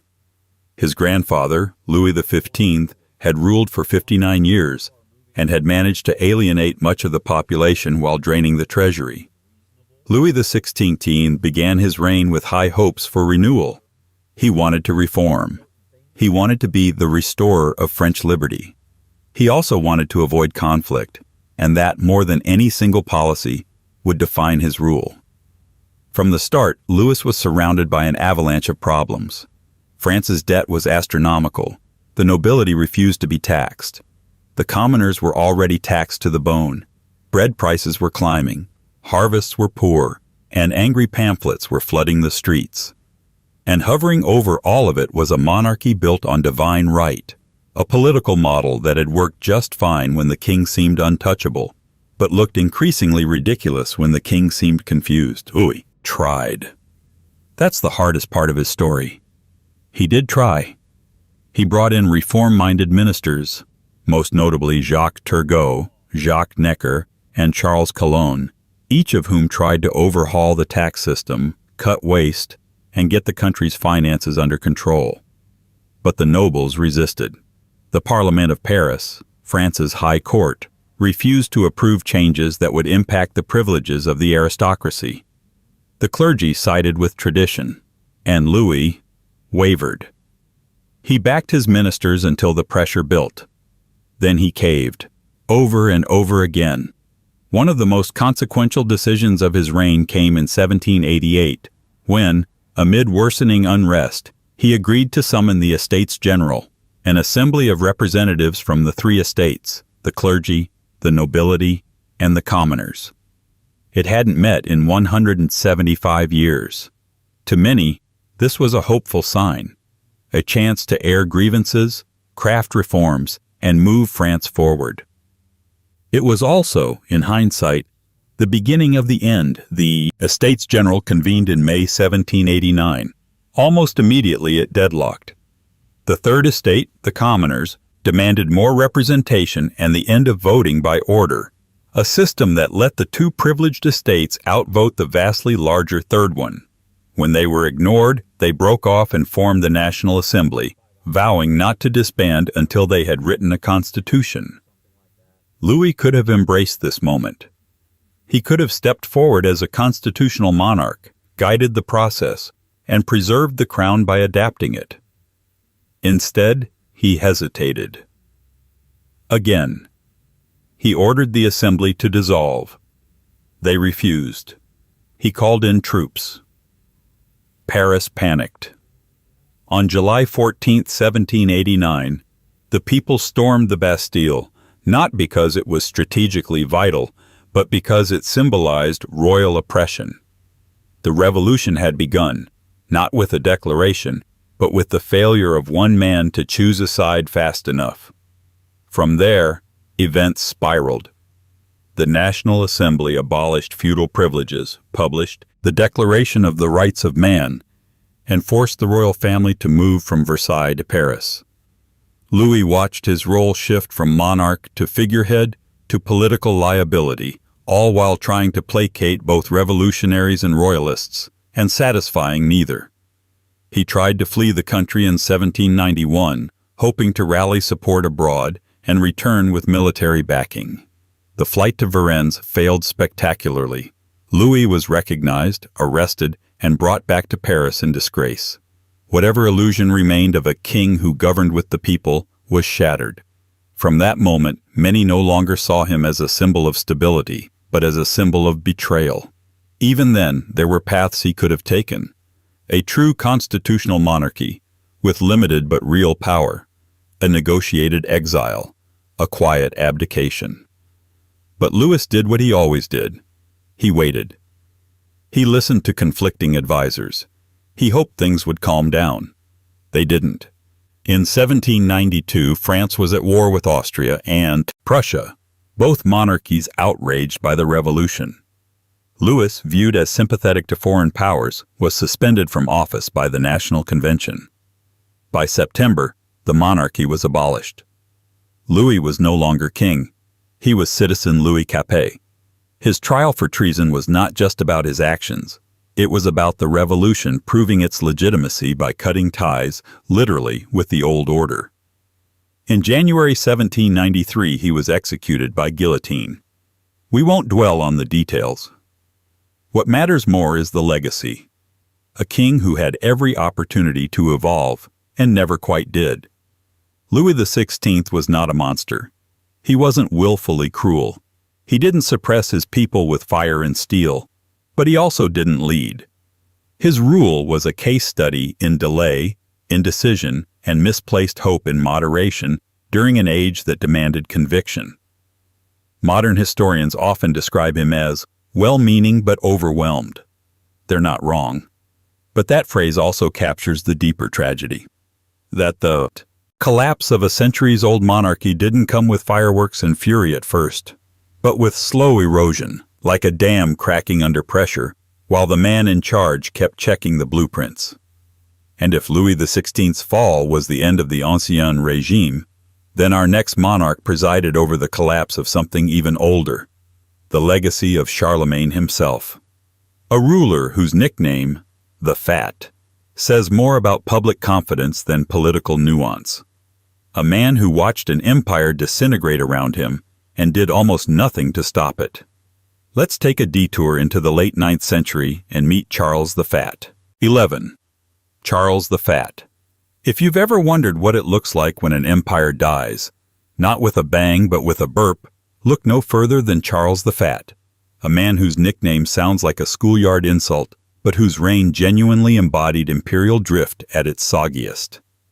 Charles was, technically, the last Carolingian emperor to briefly reunite most of the territories once ruled by Charlemagne. But don't let the resume fool you. This was not a triumph of vision or strategy. It was more like an accidental game of inheritance musical chairs, until the music stopped and Charles had no idea how to dance. Born in 839, Charles was a grandson of Louis the Pious and great-grandson of Charlemagne. That's quite the family legacy to trip over. The Carolingian Empire had, by his time, fractured into competing kingdoms, each run by increasingly mediocre heirs. But thanks to deaths, childless relatives, and a well-timed case of being the only surviving male with the right bloodline, Charles ended up inheriting everything: East Francia, West Francia, Italy, and eventually the imperial title.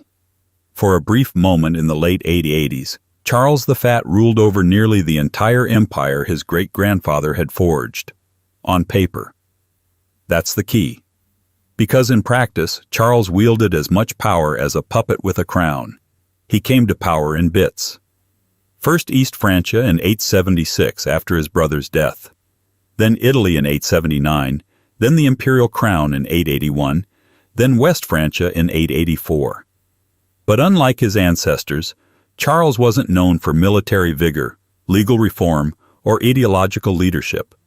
He was known for avoiding things, conflict, responsibility, decisions, exercise. His nickname, the Fat, has stuck for over a millennium. Not just as a physical description, he reportedly suffered from illnesses associated with obesity, but as a symbol of his political presence, bloated, slow, and immobile when it mattered most. Let's talk about the Viking problem. During his reign, Norse raiders were still plundering their way through northern Europe. This was nothing new. The Carolingians had been dealing with Viking incursions for decades. What was new and uniquely disastrous was how Charles handled one of the most high-profile raids of his era, the Siege of Paris in 885-86. The Vikings sailed up the Seine in force, besieging the city. Paris was defended by Count Odo, future King of France, and Bishop Goslin, who mounted a brave, if desperate, defense. The city was under attack for nearly a year. The defenders begged for imperial help. Charles responded, slowly. When he finally arrived with an army, the assumption was that he would drive the Vikings out. Instead, he paid them. Rather than fight, Charles negotiated with the Viking leaders and agreed to pay them to leave, then let them sail further upriver to plunder Burgundy. In short, he paid to relocate the problem. It was like calling pest control and telling them to release the rats into your neighbor's kitchen. This decision horrified his nobles and undermined confidence in the very idea of imperial protection. The Carolingian emperor was supposed to be a warrior king, a shield against chaos. Charles looked more like a tired accountant trying to balance the budget with bribery. And this was a pattern. Charles preferred diplomacy to war, negotiation to confrontation. Normally that wouldn't be a bad thing. But his brand of diplomacy didn't involve building coalitions or strengthening the crown. It mostly involved giving away land, privileges, or silver in exchange for temporary peace. Over time, this weakened royal authority, enriched local magnates, and made clear to everyone that the emperor had neither the will nor the means to enforce unity. His court became a circus of intrigue. His health deteriorated. He began suffering from what contemporary sources described as seizures and periods of mental confusion. He appointed his illegitimate son Bernard as his heir in Italy, an unpopular move that alienated the nobility, who already had concerns about succession and legitimacy. In short, Charles failed at the one thing medieval kings had to get right, creating a sense of order. By 887, his vassals had had enough. One by one, the regional lords began asserting independence. In East Francia, they deposed him and elected Arnulf of Carinthia, an illegitimate nephew. In West Francia, Odo, the hero of the Paris siege, was elected king. Italy drifted into chaos. The imperial title was reduced to a ceremonial memory. Charles fled to Nadingen, where he died in early 888, alone, abandoned, and widely considered irrelevant even before he drew his last breath. So how did the great-grandson of Charlemagne become a historical footnote? Because Charles never grasped the moment he was living in. The Carolingian system, centralized monarchy propped up by church legitimacy and military leadership, was already crumbling, but it might have survived another generation with the right leadership. What it got instead was a man who let problems slide, who offered payments when strength was needed, and who mistook holding territory for holding power. Historians generally refrain from calling Charles stupid. He wasn't intellectually deficient. He was educated, multilingual, and capable in his youth. But he lacked urgency, will, and charisma. He was a man who drifted into rule and then drifted through it.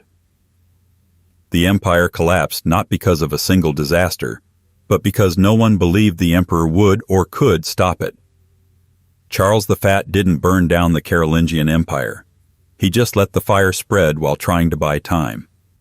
The result was fragmentation, the rise of regional kingdoms, the end of any real attempt to preserve the old imperial unity. After him, Europe would take centuries to see anything like a united empire again. And if Charles embodied what happens when an emperor has all the territory, but none of the traction, our next monarch inherited not just a throne, but a ticking time bomb of medical decline and political paralysis. A man whose grotesque physical degeneration became symbolic of an entire dynasty's decay. A king whose failure wasn't just political, it was biological. Welcome to Spain under Charles II. 12. Charles II of Spain. If Charles the Fat represented the bloated twilight of the Carolingians, Charles II of Spain was the exhausted final breath of the once mighty Habsburg dynasty. His reign wasn't so much a story of failure by misjudgment or arrogance. It was a portrait of a man physically and mentally unfit to rule, trapped inside a collapsing royal body that served as a perfect metaphor for the decaying empire around him. Born in 1661, Charles II was the product of nearly 2 centuries of strategic inbreeding by the Habsburg family, an effort to keep royal bloodlines pure, which in practice meant endlessly recycling the same few ancestors. The result was not just a family tree, but a family noose. Charles's parents were uncle and niece. His pedigree had more loops than branches. Unsurprisingly, the outcome was a child plagued with serious health problems from birth. Contemporary reports described him as weak, sickly, and slow to develop. He couldn't walk properly until age 4 or speak coherently until he was nearly 8. He suffered from frequent illness, facial deformities, and what today would be recognized as developmental delays. His education was minimal, his speech often confused, and his physical appearance was so alarming that foreign ambassadors regularly commented on it, not with cruelty, but with barely restrained concern. But in 1665, at the age of just 4, Charles became king. He was technically the ruler of one of the most expansive empires in the world, stretching across Europe and the Americas. In reality, he was a child sovereign in name only. The actual governance of Spain fell to his mother, Mariana of Austria, and a revolving cast of advisors, courtiers, and clerics, many of whom were more interested in consolidating their own power than managing the crisis-level problems facing the Spanish monarchy. And there were plenty of problems.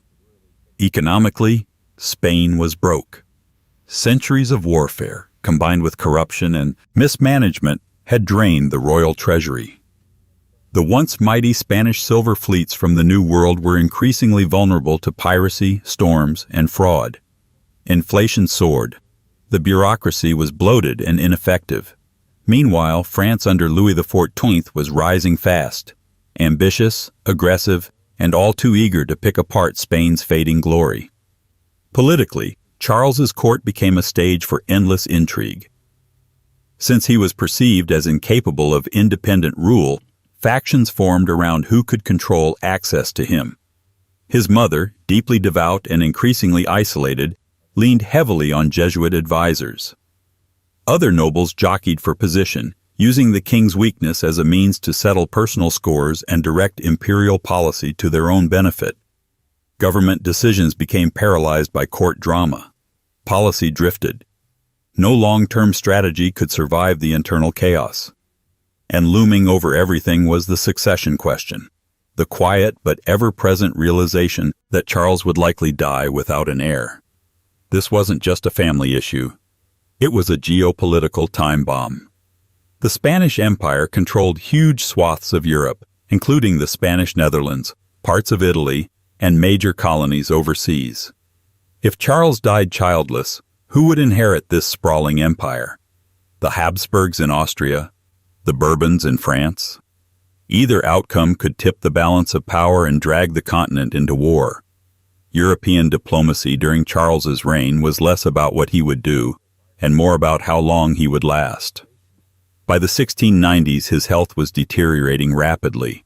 Rumors swirled that he was incapable of producing children, that he was being poisoned, or that he was the victim of witchcraft. Rather than accept the reality of his condition, his court entertained bizarre religious rituals and exorcisms. Clerics were brought in to pray, bless, and investigate his possession. None of it helped. In 1698, European powers tried to prevent war by negotiating a treaty that would divide Spanish holdings peacefully after Charles's inevitable death. But the plan collapsed. Surprise, surprise, when Charles ignored it and named a new heir. Then he changed his mind. Then his court changed it again. The final blow came when he named Philip of Anjou, a grandson of Louis XIV of France, as his successor in 1700. Charles died shortly after. The throne passed to Philip, and all of Europe burst into open conflict. Thus began the War of the Spanish Succession, a massive continent-wide war that lasted more than a decade and rewrote the map of Europe. It would never have happened if Charles II had left a clear heir, or if Spain had a functioning political class capable of managing succession without triggering international panic. But neither existed. The king was too fragile. The court was too divided. The institutions had rotted too far. So was Charles II stupid? No. That word does a disservice to both the man and the historical reality. He was profoundly ill, mentally and physically, from birth. He was the result of dynastic policy run completely off the rails. A human being treated as a walking political contract, raised in a system that cared more about bloodline preservation than the health or competency of its monarchs. He didn't sabotage the Spanish Empire. He was born into its failure. Modern historians have reframed Charles's reign not as one of personal failure, but institutional decay. The Spanish Habsburg system had become so obsessed with lineage, ritual, and court theater that it lost the ability to adapt. In that sense, Charles's reign was not an anomaly. It was a symptom.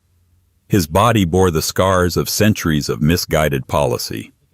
His mind bore the weight of a throne he was never equipped to hold, and when he died, childless, exhausted, and surrounded by whispering courtiers, he left behind not a legacy, but a war.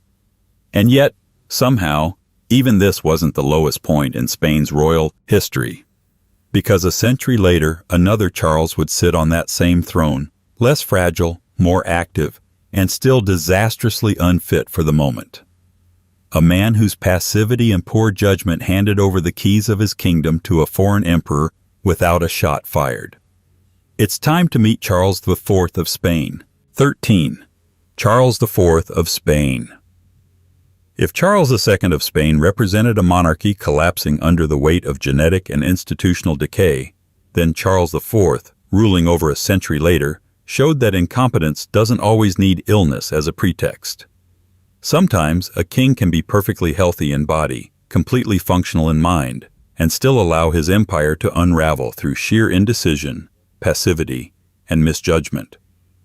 Charles IV ruled from 1788 to 1808 in one of the most volatile periods in European history. The world around him was on fire, literally in some places. The French Revolution exploded just a year into his reign. The Napoleonic Wars were on the horizon, and the entire balance of power in Europe was shifting beneath Spain's feet. It was a time that demanded vision, adaptability, and strength. Unfortunately for Spain, Charles brought none of these. To understand Charles IV, you need to understand his personality. Quiet, mild-mannered, and politically disengaged, he was far more interested in hunting than governing, more comfortable in the forest than in council chambers. There was nothing malicious about him, but also very little initiative. In a different century, that might have made him a forgettable monarch. In the late 18th century, it made him a liability. From the outset, Charles deferred heavily to his wife, Queen Maria Luisa of Parma, and his chief minister, Manuel de Godoy. Godoy was a rising star of the court, charming, ambitious, and eager to rise through the ranks. He became the royal favorite with breathtaking speed, earning titles, privileges, and enemies in equal measure. Many suspected that Maria Luisa's influence played a role in his meteoric ascent, and rumors swirled about their relationship. But the real issue wasn't scandal, it was strategy. Godoy, for all his energy, had the geopolitical instincts of a man reading maps upside down. His foreign policy was a ping-pong match of misaligned alliances. First, Spain opposed Spain, revolutionary France. Then it allied with France. Then it opposed them again. Then it re-allied. These shifts weren't based on long-term national interest so much as panic, personal politics, and Godoy's attempts to please Napoleon without offending the Spanish nobility, or Charles IV. In 1795, Spain signed the Peace of Basel, ceding Santo Domingo to France. A few years later, Spain joined France in war against Britain, a move that ended in disaster. In 1805, the Battle of Trafalgar saw the combined French and Spanish fleets annihilated by Admiral Nelson's forces. Spain's navy, once a symbol of global power, was crippled. Maritime commerce shrank. The colonies were increasingly isolated. The economy faltered. And through it all, Charles IV went hunting. Not metaphorically, literally. He retreated from the political chaos into the countryside, allowing Godoy to run the show while the empire teetered on the edge. Spain's ruling class was divided. The people were restless. And over in France, Napoleon Bonaparte was consolidating power and eyeing the Iberian Peninsula like a chess player watching an opponent fall asleep mid-game. Napoleon understood what Charles didn't. Spain was weak, disorganized, and perfectly positioned for manipulation. By 1807, Napoleon proposed an alliance, one that would allow French troops to cross through Spain to invade Portugal, which had refused to join the continental blockade against Britain. Charles, trusting both Godoy and Napoleon, agreed. The result was the Treaty of Fontainebleau, which opened Spain's doors to French forces. Big mistake. Once inside, the French didn't just pass through, they stayed. French troops occupied key Spanish cities, and suddenly it became clear that Napoleon had no intention of leaving. At the same time, internal pressure on Charles IV exploded. The Spanish people, already suspicious of Godoy and furious about French encroachment, turned against the monarchy itself. In March 1808, a popular uprising, the Mutiny of Aranjuez, forced Charles to abdicate in favor of his son Ferdinand VII. But the drama didn't end there.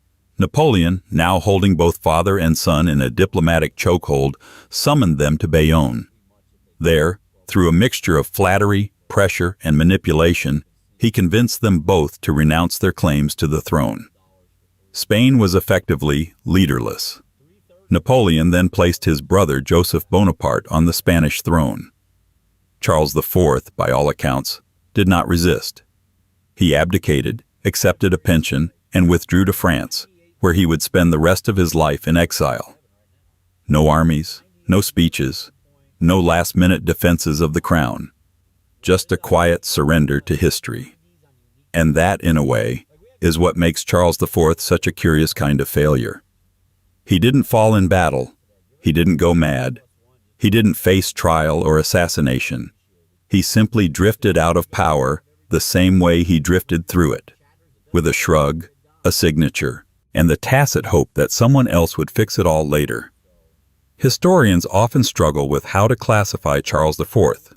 Was he stupid? Not in the traditional sense. He wasn't delusional. He wasn't a tyrant. He didn't actively destroy the country out of personal ambition. But his passivity was damning. His reliance on Godoy blinded him to the broader geopolitical stakes. His misreading of Napoleon's intentions allowed a foreign occupation without resistance. His failure to lead during crisis moments created a power vacuum that ignited full-scale rebellion and civil war. The result was one of the most brutal periods in Spanish history. The Peninsular War, a years-long struggle that devastated the countryside, broke the economy, and left Spain deeply scarred. Resistance to French rule was fierce and decentralized. Guerrilla warfare became common. British troops eventually joined the fray under Wellington, but the social and political costs to Spain were enormous. And all of it, the collapse, the occupation, the war, began with a king who said yes to an emperor marching in his own army. Charles IV is a reminder that doing nothing is often worse than doing the wrong thing. In times of crisis, absence is not neutral, it's catastrophic. He ruled at a moment when monarchy itself was being questioned across Europe, when revolution was a contagion, and when imperial ambition was redrawing the map. And in response, Charles let someone else hold the pen. If you think a king passively handing over his country is as bad as it gets, wait until you meet one who actively charged headfirst into his own doom, driven by religious zeal, romantic fantasy, and the kind of battlefield miscalculation that ends not just lives, but whole dynasties. Let's go to Portugal and meet Sebastian Maria 14, Sebastian I of Portugal. Some monarchs fail through inaction. Others, like Sebastian I of Portugal, fail by doing exactly what they want, without hesitation, without compromise, and without the faintest regard for political or military reality. His reign was short, dramatic, and ultimately fatal, not only to himself, but to the independence of his entire kingdom. It's a cautionary tale of youthful absolutism, crusading fantasies, and one of the most catastrophic military adventures ever launched by a king with something to prove. Sebastian was born in 1554, the only legitimate grandson of King John III of Portugal. His father died before he was born. His mother soon returned to Spain, leaving him to be raised by a court of ambitious tutors and fanatically religious advisors. By the time he became king at age 14 in 1568, the myth of Sebastian was already forming. A boy king, descended from explorers and crusaders, destined to restore Portugal's former glory. Unfortunately, the boy believed the myth. And belief, without experience, without constraint, and without allies, can be dangerous. Sebastian came of age at a time when Portugal's empire stretched across the globe. It had colonies in Africa, Brazil, India, and Southeast Asia. On the surface, it looked like a golden age. But underneath, the kingdom was stretched thin. Its population was small. Its finances were fragile. Its military, though proud, was no longer the force that had once conquered cities on 3 continents. What Portugal needed was stability. What Sebastian wanted was war. He was obsessed with the idea of a crusade in North Africa, not for defensive purposes, not to protect Portuguese holdings, but to expand them. He wanted to reclaim lost Christian lands, defeat Muslim rulers, and leave behind a legacy worthy of the great kings who had driven out the Moors centuries before. It was an idea centuries out of date, launched with zero strategic planning and an absolute conviction that God was on his side. His target, the Moroccan kingdom ruled by Sultan Abd al-Malik, a skilled leader who had recently reclaimed the throne with help from the Ottoman Empire. Sebastian viewed the Sultan's rule as illegitimate. He framed his planned invasion as a righteous crusade against tyranny. His advisors, however, warned him that this was a terrible idea. So did his commanders. So did his uncle, King Philip II of Spain. But Sebastian dismissed them all. He was 24 years old, divinely inspired, and utterly determined. In 1578, he launched his grand expedition, an army of about 17,000 men, including mercenaries, nobles, and volunteers, most of whom were poorly trained and badly equipped for desert warfare. The army landed near the Moroccan city of Larache, and on August 4th, it met Abd al-Malik's much larger and more organized force near Alcácer Quibir, also known as the Battle of the Three Kings. Why 3 kings? Because all 3 of them, Sebastian, Abd al-Malik, and his rival and Sebastian's nominal ally, Muhammad al-Mutawakkil, would not survive the day. The battle was a total disaster. The Portuguese were encircled, outmaneuvered, and crushed. Thousands were killed, thousands more captured. Sebastian, last seen riding into the thick of battle in gleaming armor, vanished. His body was never definitively identified.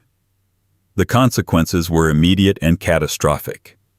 With no direct heir, the Portuguese crown passed briefly to Sebastian's elderly great-uncle, Cardinal Henry, who died 2 years later without naming a successor. The kingdom plunged into a succession crisis, which was swiftly resolved by Spain by annexing Portugal. In 1580, King Philip II of Spain claimed the Portuguese throne, beginning a 60-year period of Iberian union under Spanish control. In other words, Sebastian's crusading dream ended with Portugal losing its independence. And yet, that's not the end of the story. Sebastian's disappearance sparked one of the most enduring myths in Iberian history. Because his body was never conclusively found, rumors began to swirl that he had survived, that he was hiding in Morocco, that he had escaped in disguise and would one day return to save his country. This gave rise to a movement known as Sebastianism, a messianic belief that the hidden king would come back in Portugal's darkest hour to restore glory and justice. For decades, centuries even, impostors claimed to be the missing king. 4 major pretenders appeared between 1584 and 1598 alone, each claiming to be Sebastian in disguise. None succeeded, but the legend endured. Even in the 19th century, some Portuguese nationalists invoked his name as a symbol of lost greatness and divine destiny.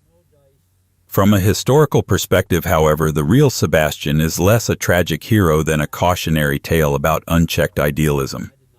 He wasn't evil, he wasn't mad, he was romantic in the worst possible sense, so consumed by the myth of himself that he couldn't see the limits of his nation, his army, or his own experience.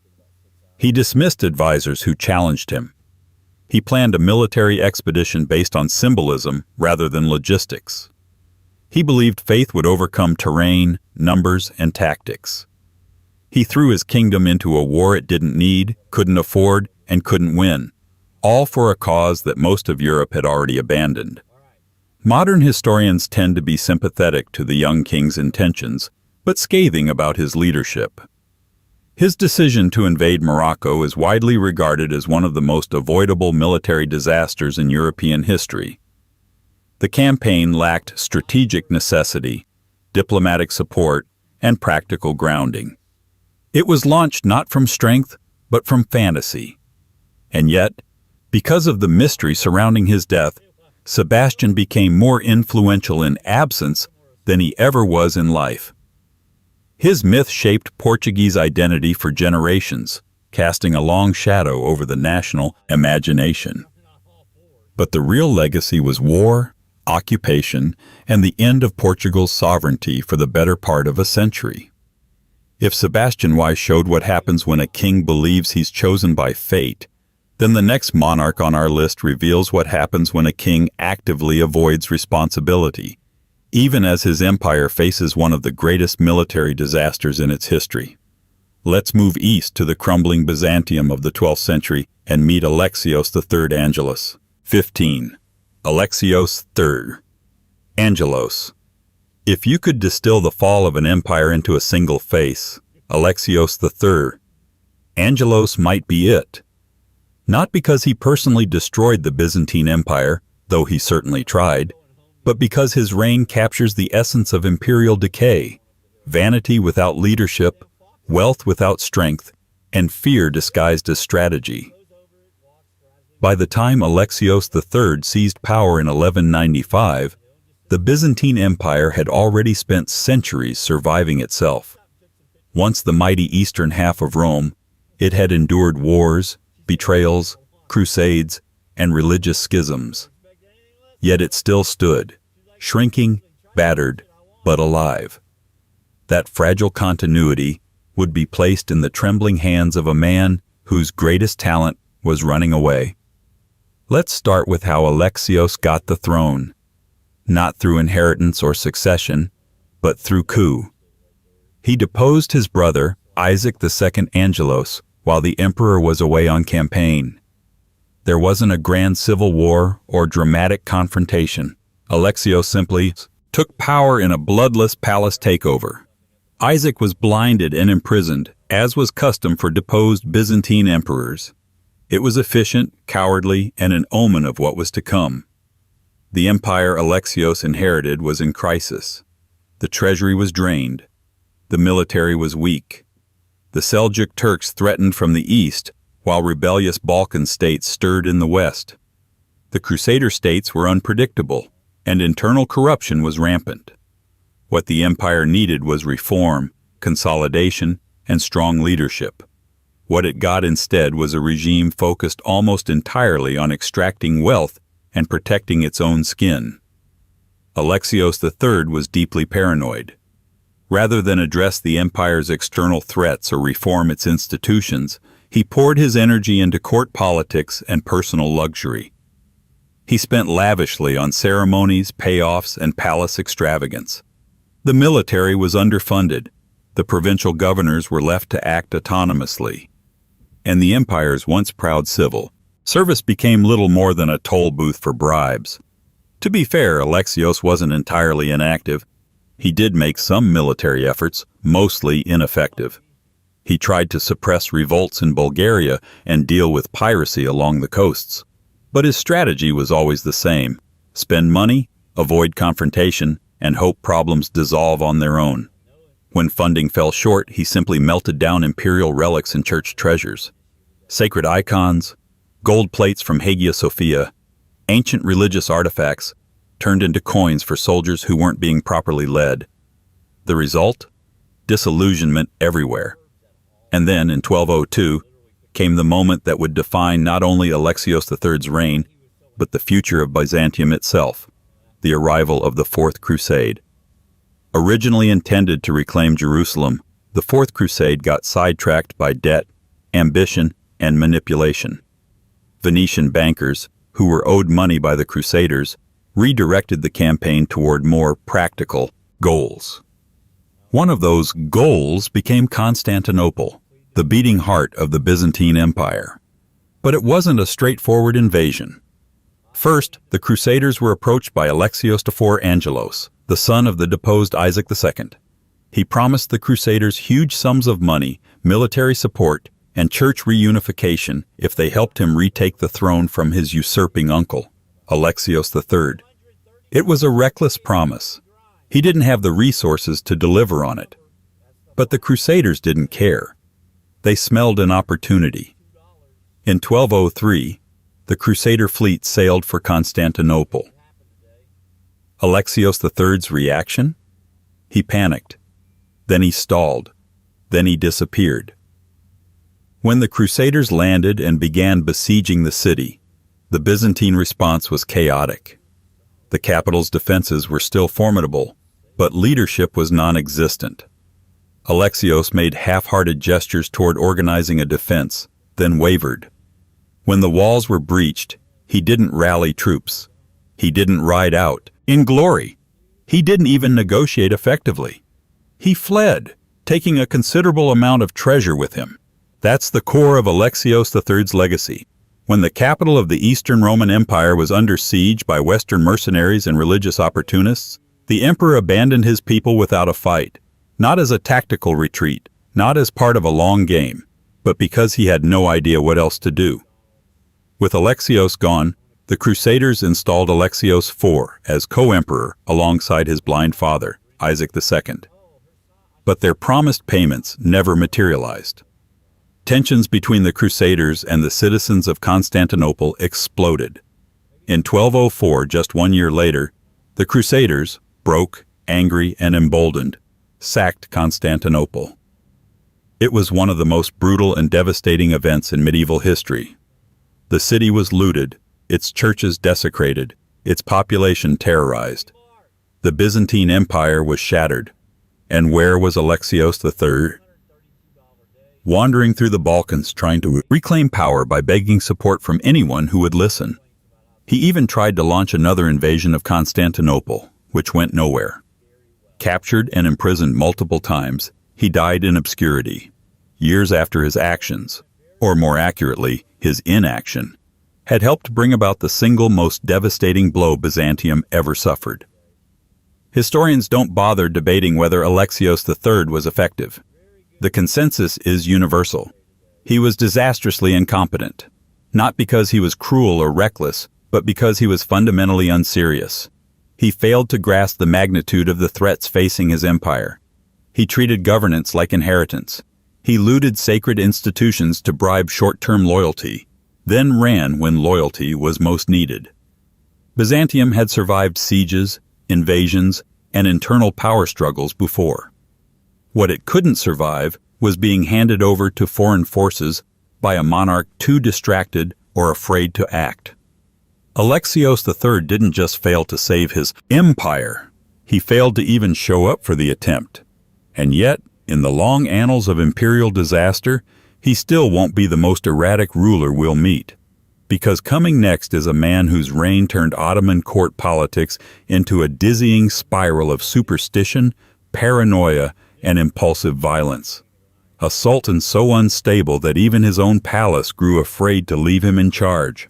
Let's unravel the reign of Ibrahim I. 16. Ibrahim I of the Ottoman Empire. There are bad monarchs. There are reckless monarchs. And then there's Ibrahim I of the Ottoman Empire, a man whose reign was so unstable, so surreal, and so utterly divorced from statecraft that later historians and palace officials alike often seemed unsure whether to treat him as a tragedy, a cautionary tale, or a cautionary farce. His rule from 1640 to 1648 marks one of the lowest points of Ottoman leadership, a volatile cocktail of paranoia, superstition, and misplaced trust, shaken vigorously within the gilded bottle of palace politics. Ibrahim was never meant to rule, or at least he was never prepared to.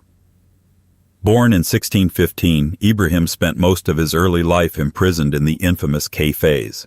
The cage, a secluded part of the imperial palace where potential heirs were locked away to prevent succession disputes. This policy, while useful for avoiding civil war, tended to produce traumatized and socially underdeveloped sultans. Ibrahim was no exception. When he finally ascended the throne in 1640 at the age of 25, it was only because his older brother, Murad IV, had died, without heirs, and despite his attempts to purge the line of succession. Murad had kept Ibrahim in the cafes for nearly 2 decades, convinced he was unfit to rule and possibly unstable. According to many accounts, Ibrahim was so terrified of being executed upon his brother's death that he initially refused to leave his chambers, suspecting it was a trap. It wasn't. But in a way, he was right to be afraid. Upon becoming sultan, Ibrahim inherited an empire at a crossroads. The Ottomans still controlled vast territories from North Africa to Eastern Europe, but cracks were forming. Corruption festered. Provincial revolts were becoming more common. The military, once the disciplined backbone of the empire, was increasingly unruly, especially the elite Janissary Corps, who had grown powerful enough to challenge sultans themselves. What the needed was reform. What it got was Ibrahim. From the beginning, he was seen as uninterested in governance. Political affairs were handled by his mother, Kösem Sultan, one of the most powerful women in Ottoman history. For a time, this arrangement kept the empire on a relatively even keel. Kösem was experienced, shrewd, and skilled at palace intrigue. But Ibrahim quickly grew tired of her influence. He wanted to rule, and when he began asserting himself, things went downhill fast. Ibrahim's priorities were, to put it diplomatically, unusual. Rather than focus on administration or military campaigns, he became consumed with personal indulgence, court rituals, and increasingly bizarre superstitions. He placed his trust in dubious figures, charlatans, mystics, and court favorites, many of whom exploited his insecurities and paranoia to gain wealth and influence. He also displayed erratic behavior that alarmed those around him. There are accounts of him issuing contradictory orders, changing decisions on a whim, and flying into rages over minor slights. He obsessed over omens and dreams, interpreting them as direct messages from the divine. Sometimes he would retreat from court life altogether, leaving important state matters unattended. Other times he would involve himself in minor affairs with outsized zeal, issuing imperial decrees over palace rumors. One of the most infamous examples of his poor judgment was his reliance on Sayyid Mehmed, a spiritual advisor who encouraged Ibrahim's worst impulses while claiming divine insight. Under Mehmed's influence, Ibrahim grew increasingly distrustful of his ministers, many of whom were dismissed or sidelined without clear cause. The result was political instability. Competent administrators were removed, and sycophants filled their place. But perhaps the most damaging decision of his reign came in the form of foreign policy, or rather, the complete lack of a coherent one. In 1645, Ibrahim launched an ambitious war against Venice, targeting the island of Crete. At first glance, this might seem like a decisive move. The Ottoman-Venetian wars had a long history, and Crete was a valuable strategic target. But the campaign was poorly timed, under-resourced, and unsupported by the broader empire. It dragged on for over 2 decades, well after Ibrahim's death, draining the treasury and demoralizing the military. It was, in many ways, a war of vanity, begun without preparation, sustained without enthusiasm, and concluded only after enormous cost. Meanwhile, at home, economic troubles intensified. Ibrahim's constant demands for luxury goods, expensive gifts, and extravagant building projects strained the imperial finances. To compensate, taxes were raised, provincial governors were squeezed for resources, and the general population grew resentful. Famine and unrest followed in some regions, but the court remained oblivious. What made it all worse was the growing sense that no one was in control. The Sultan could be generous and kind one moment, vengeful and paranoid the next. He might order a high-ranking official's execution based on a whisper or elevate a nobody based on a dream. The bureaucracy lived in fear. The janissaries simmered with frustration. By 1648, patience had run out. The final straw came when Ibrahim ordered a crackdown on religious scholars and administrators critical of his rule. This, combined with widespread economic suffering and palace excess, led to an open rebellion. The janissaries, joined by court factions and clerics, demanded his removal. Under pressure, Qasim Sultan agreed to side with the rebels. Ibrahim was deposed and imprisoned, ironically, in the same kind of secluded quarters he had known in youth. Shortly thereafter, he was executed on the orders of the new regime. He had ruled for just 8 years, but the damage lingered for much longer. Historians today debate the extent of Ibrahim's mental instability. Some argue that he suffered from undiagnosed psychological conditions, possibly exacerbated by his early isolation and lack of preparation for leadership. Others suggest that the worst stories were exaggerated by political enemies to justify his overthrow. Either way, the record is clear. He was unfit to rule, and his reign contributed significantly to the internal weakening of the Ottoman Empire. Ibrahim I's legacy isn't just that of a bad ruler. It's a grim reminder of what happens when a powerful system depends entirely on the competency of one individual, then locks that individual in a cage for most of his life, and later hands him an empire without instruction or oversight.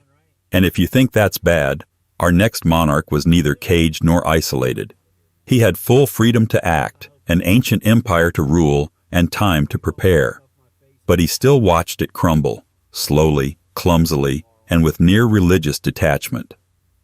Let's turn to Persia and meet Sultan Hussein of the Safavid Empire. 17. Sultan Hussein of the Safavid Empire. If Ibrahim of the Ottoman Empire represented chaotic misrule from the top down, then Sultan Hussein of Persia's Safavid dynasty offers a different flavor of royal disaster, less flamboyant, more pious, but no less ruinous. His was a reign where weakness wasn't expressed through erratic fits or palace indulgence, but through willful detachment, a kind of studied irrelevance in the face of a burning empire. Where others may have ruled too much or too harshly, Hussein's failure came from ruling not at all, or at least, not where it counted. He became Shah in 1694, inheriting an empire that, while weakened, was still one of the great Islamic powers of the early modern world. The Safavid state had ruled Persia since the early 1500s, unifying a diverse territory through Shia Islam, a centralized bureaucracy, and an elite military force. But by the late 17th century, the seams were already showing. The once dynamic army was aging. Tribal loyalty was fraying, and internal administration had begun to rot under layers of corruption and infighting. What Persia needed at that point was reform, decisive, focused, and courageous reform. What it got was a scholar prince who mistook passivity for wisdom. Hussein was deeply religious, and that might sound noble on paper. He was pious, observant, and genuinely devoted to Shi'ism. But his faith did not translate into competent rule. He saw his job less as managing an empire and more as serving as a moral example, a king whose court would reflect divine values, not realpolitik. Unfortunately, the world beyond his palace had little interest in metaphors. One of his early decisions was to outsource most actual governance to religious leaders and advisors, many of whom had their own agendas. He empowered clerics to an unprecedented degree, allowing them to shape policy, oversee judicial appointments, and influence military decisions.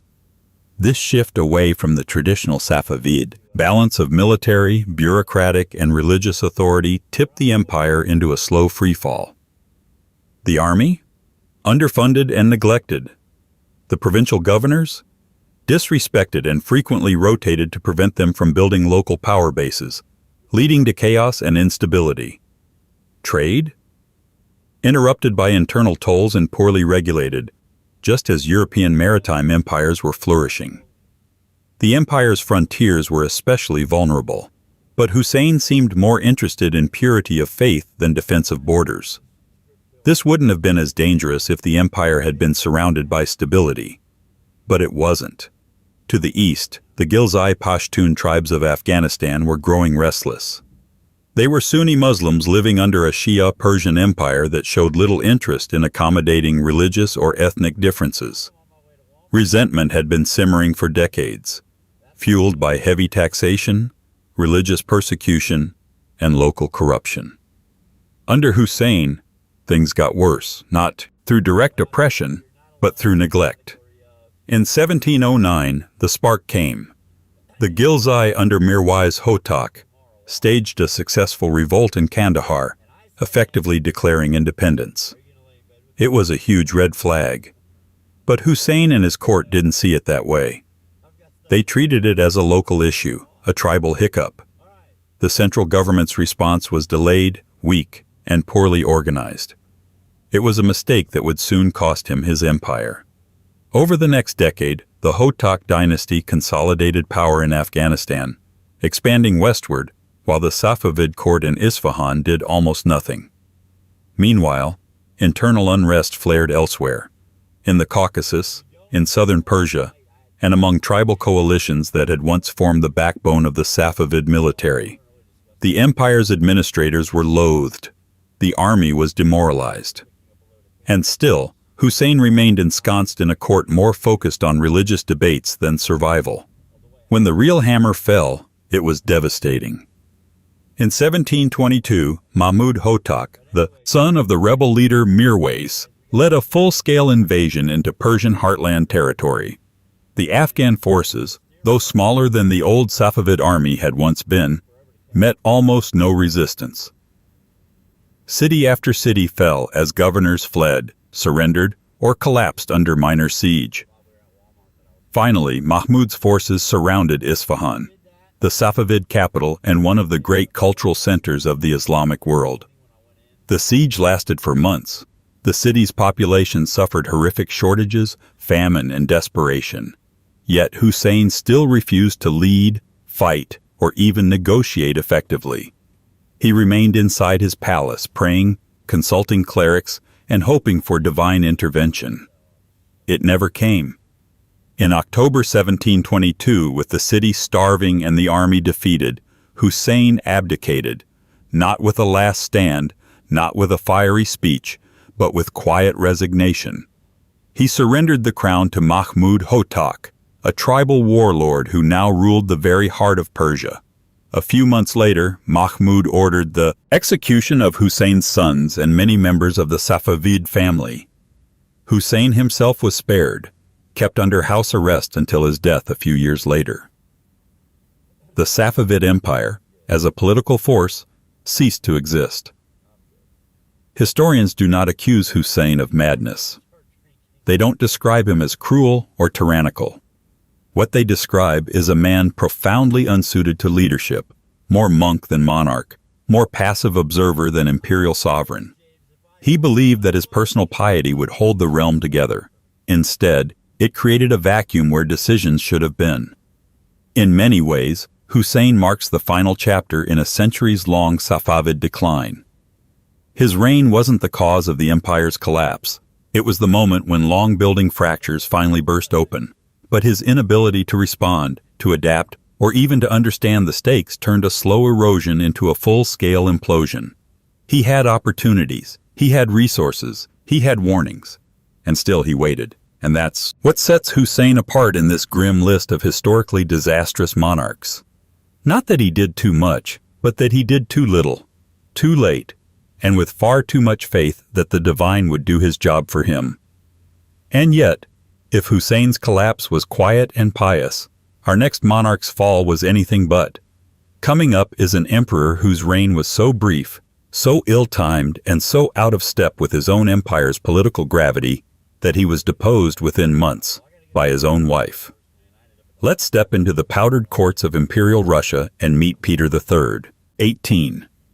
Peter III of Russia.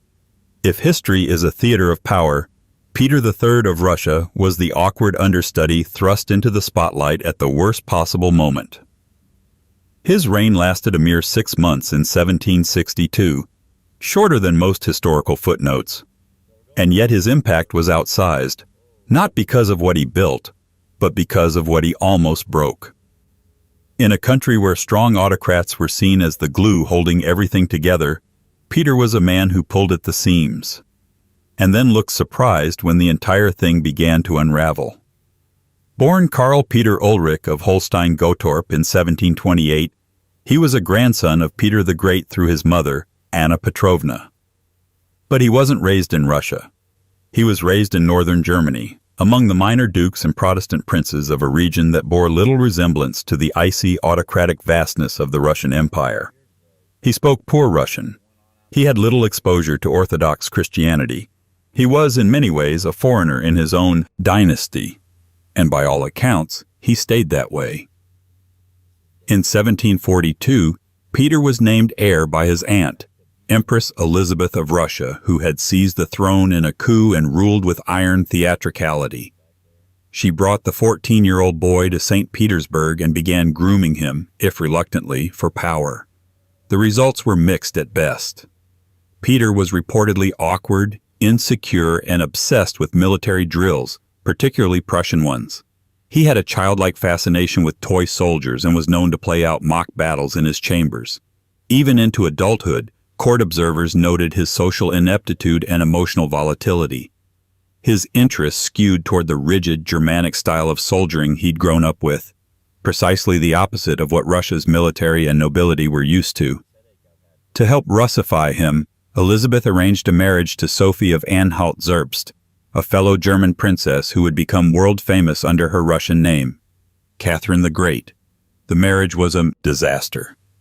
Peter treated Catherine with disdain, favoring his mistresses and showing little interest in her intellectually or romantically. Catherine, meanwhile, took to Russian court life like a chess master in a room full of checkers. She learned the language, studied politics, built alliances, and waited. When Empress Elizabeth died in January 1762, Peter III inherited the throne. What followed was not a reign so much as a rapid-fire sequence of what not to do when you finally get absolute power. Peter had spent his entire life idolizing Frederick the Great of Prussia, and almost immediately, he withdrew Russia from the 7 Years' War, a conflict where Russian troops had been on the brink of defeating Prussia.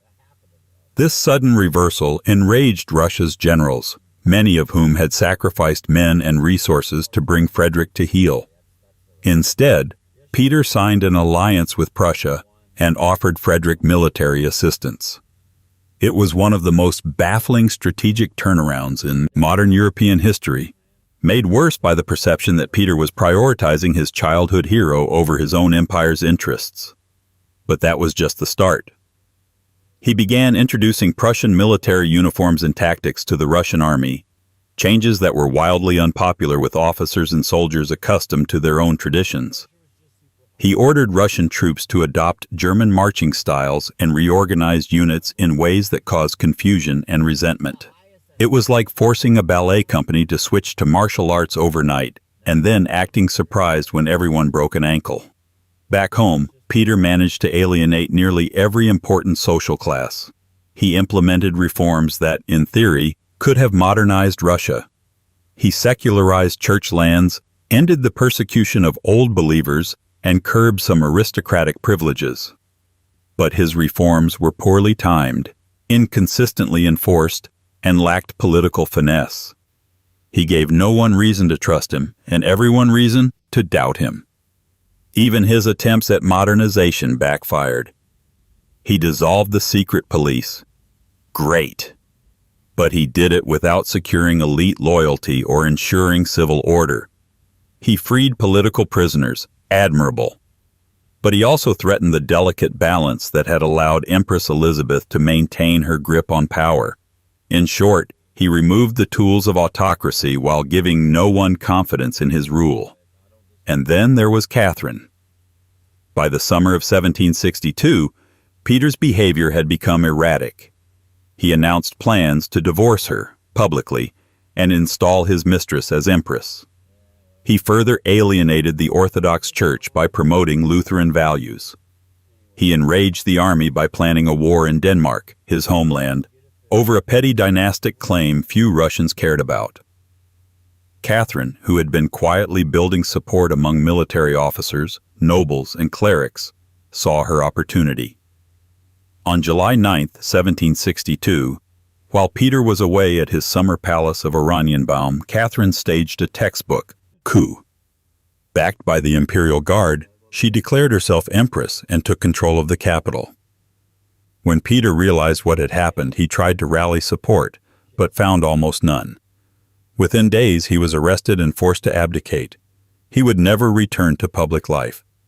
Less than 2 weeks later, Peter III was dead. The official story claimed illness, but most historians agree he was eliminated, with Catherine's implicit approval, though never publicly acknowledged. In the grand tradition of Russian autocracy, inconvenient rulers tend not to linger. So was Peter III stupid? Not exactly, but he was unready, unaware, and unfit. He misunderstood Russia, its culture, its politics, its institutions. He treated power like a toy, swinging it around without understanding its weight. He admired Frederick the Great but lacked his skill. He tried to modernize without first securing loyalty. He trusted no one, learned little, and governed as though the country would simply bend to his will out of personal admiration. And the most ironic twist of all? Many of his reforms, religious tolerance, reduced noble privilege, anti-corruption measures, were actually ahead of their time. But like many rulers on this list, it wasn't what he tried to do that doomed him. It was how, when, and why he did it, with all the subtlety of a cannon fired in a glass cathedral. His fall was fast, almost surgical. His wife became one of the greatest monarchs in Russian history. He became a cautionary tale, remembered mostly for what he could have been, had he been anyone else. But Russia's collapse under Peter was narrowly avoided. Our next monarch wasn't so lucky. Because if Peter III fell from grace in 6 months, Nicholas II, the last Tsar, stayed too long, acted too little, and watched an empire die under the weight of indecision. Let's meet him. 19. Nicholas II of Russia. History rarely offers clean endings, but in the case of Nicholas II of Russia, the final chapter came with a deafening silence. The kind that follows when a 300-year-old dynasty collapses not in fire or conquest, but under the weight of its own inertia. Nicholas wasn't a tyrant in the traditional sense. He wasn't a madman. He didn't dream of global conquest or bloody revolution. He wanted to be a family man, a devout Christian, and a stable, unifying symbol for a vast empire. He just happened to be one of the most catastrophically miscast leaders in the modern era. Born in 1868, Nicholas was the eldest son of Alexander III, a formidable autocrat who believed in strong, centralized rule and passed down to his son a rigid sense of duty, piety, and suspicion of change. But while Alexander had the force of personality to rule a fractious empire, Nicholas was shy, bookish, and temperamentally averse to confrontation. He once confessed privately, "I am not ready to be czar." And yet, in 1894, at age 26, he inherited the largest contiguous empire on earth, sprawling from Poland to the Pacific Ocean, upon his father's sudden death. The Russian Empire Nicholas inherited was not in great shape. Beneath its imperial grandeur, it was a deeply divided and fragile system. Industrializing but uneven, ethnically diverse but poorly integrated, powerful on paper but brittle in reality. The Romanovs ruled over peasants who had only recently been emancipated from serfdom, a growing industrial workforce demanding reforms, and nationalist movements boiling across its vast borderlands. And the Tsar's response to all this complexity was to do nothing differently. From the beginning, Nicholas clung to the principle of autocracy, absolute rule sanctioned by divine right. Unlike some European monarchs who gradually adapted to constitutional models, Nicholas viewed any call for reform as a personal betrayal and a threat to the sacred Russian order. Reformers were exiled or ignored. Revolutionary thinkers were suppressed, even as their influence grew among students, workers, and the military. When his advisors warned him of rising tensions, Nicholas typically responded with dismissal, delay, or a blind hope that tradition would somehow carry the day. But perhaps nothing exposes Nicholas's unsuitability for power more clearly than the Russo-Japanese War of 1904 to 1905. Hoping to distract the population from domestic unrest and expand Russian influence in the Far East, Nicholas greenlit a war with Japan, a rapidly modernizing empire with a strong navy and better logistics. Russian military leadership was arrogant and unprepared. Supply lines stretched over vast, undeveloped territory. Nicholas stayed in St. Petersburg, far removed from strategy, convinced of Russian superiority. The result? A series of humiliating defeats. The Russian fleet, after a voyage halfway around the world, was annihilated at the Battle of Tsushima. The army lost key territories. The war ended not in victory, but in shame and in revolution. In 1905, widespread protests, strikes, and mutinies erupted across the empire. The most infamous was Bloody Sunday, when peaceful protesters marching to present a petition to the Tsar were gunned down by Imperial Guard units. Nicholas wasn't even present, but the damage was irreversible. The event shattered the myth of the Little Father, the benevolent protector of the Russian people. For many, the Tsar now represented not divine order, but indifference and violence. Under pressure, Nicholas made a series of reluctant concessions. He agreed to the creation of a Duma, a national assembly, legalized political parties, and offered limited civil liberties. But almost immediately, he worked to undermine these reforms. He dismissed Dumas that challenged him. He stacked the bureaucracy with loyalists. He failed to grasp that concessions without trust only deepen instability. Still, for a brief period, the empire limped forward. Nicholas focused on family life. He was devoted to his wife, Alexandra, and their children, particularly Alexei, the heir to the throne who suffered from hemophilia, a fact kept secret from the public. This private burden led the royal family to place their faith in a deeply controversial figure, Grigory Rasputin, the self-proclaimed holy man whose presence at court became both a symptom and a symbol of the monarchy's decline. Rasputin's influence over Alexandra, and by extension over policy decisions, alienated the nobility, clergy, and even loyal monarchists. The court became a magnet for scandal and satire. Trust in the monarchy eroded further. Nicholas, meanwhile, remained largely passive, unwilling to challenge his wife or confront the reputational damage. Then came World War I. In 1914, Nicholas brought Russia into the war out of a mix of alliance obligations and national pride. It was a fatal decision. The Russian military was underprepared, poorly led, and short on supplies. The war effort quickly devolved into a brutal slog with catastrophic casualties. In a stunningly misguided move, Nicholas left the capital in 1915 to personally command the army, despite having no real military experience. While he fumbled strategy at the front, the government at home deteriorated. Food shortages, inflation, and war exhaustion devastated public morale. Protests became riots. Strikes became mutinies. The people no longer feared the monarchy. They despised it. In March 1917, with revolution sweeping Petrograd, the military refused to suppress the uprising. Nicholas's own generals urged him to abdicate. With no power base left, he stepped down, first in favor of his son, then his brother, both of whom refused the crown. After more than 3 centuries of Romanov rule, the Russian monarchy was gone. Nicholas was placed under house arrest, first in Petrograd, then in Siberia.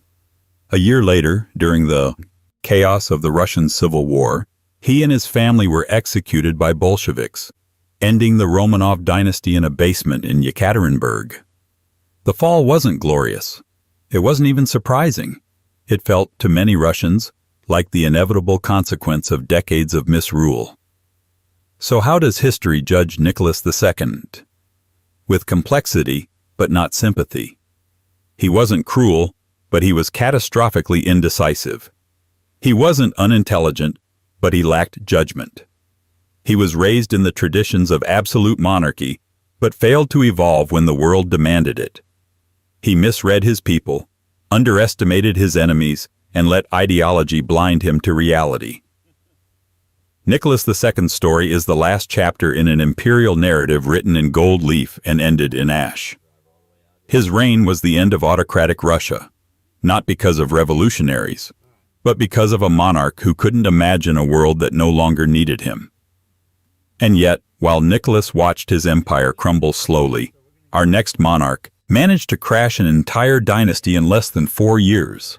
Armed with youthful arrogance, bad advisors, and a posthumous reputation as the worst sequel in Chinese history, let's meet Qin Ershi, the second and last emperor of the Qin. 20. Qin Ershi, Hu Hai, second emperor of Qin history, remembers Qin Shi Huang, the first emperor of a unified China, as a ruthless visionary, brilliant, brutal, and obsessed with control. His son, Qin Ershi, is remembered as a disaster so thorough that his reign lasted just 3 years and took the entire dynasty down with it.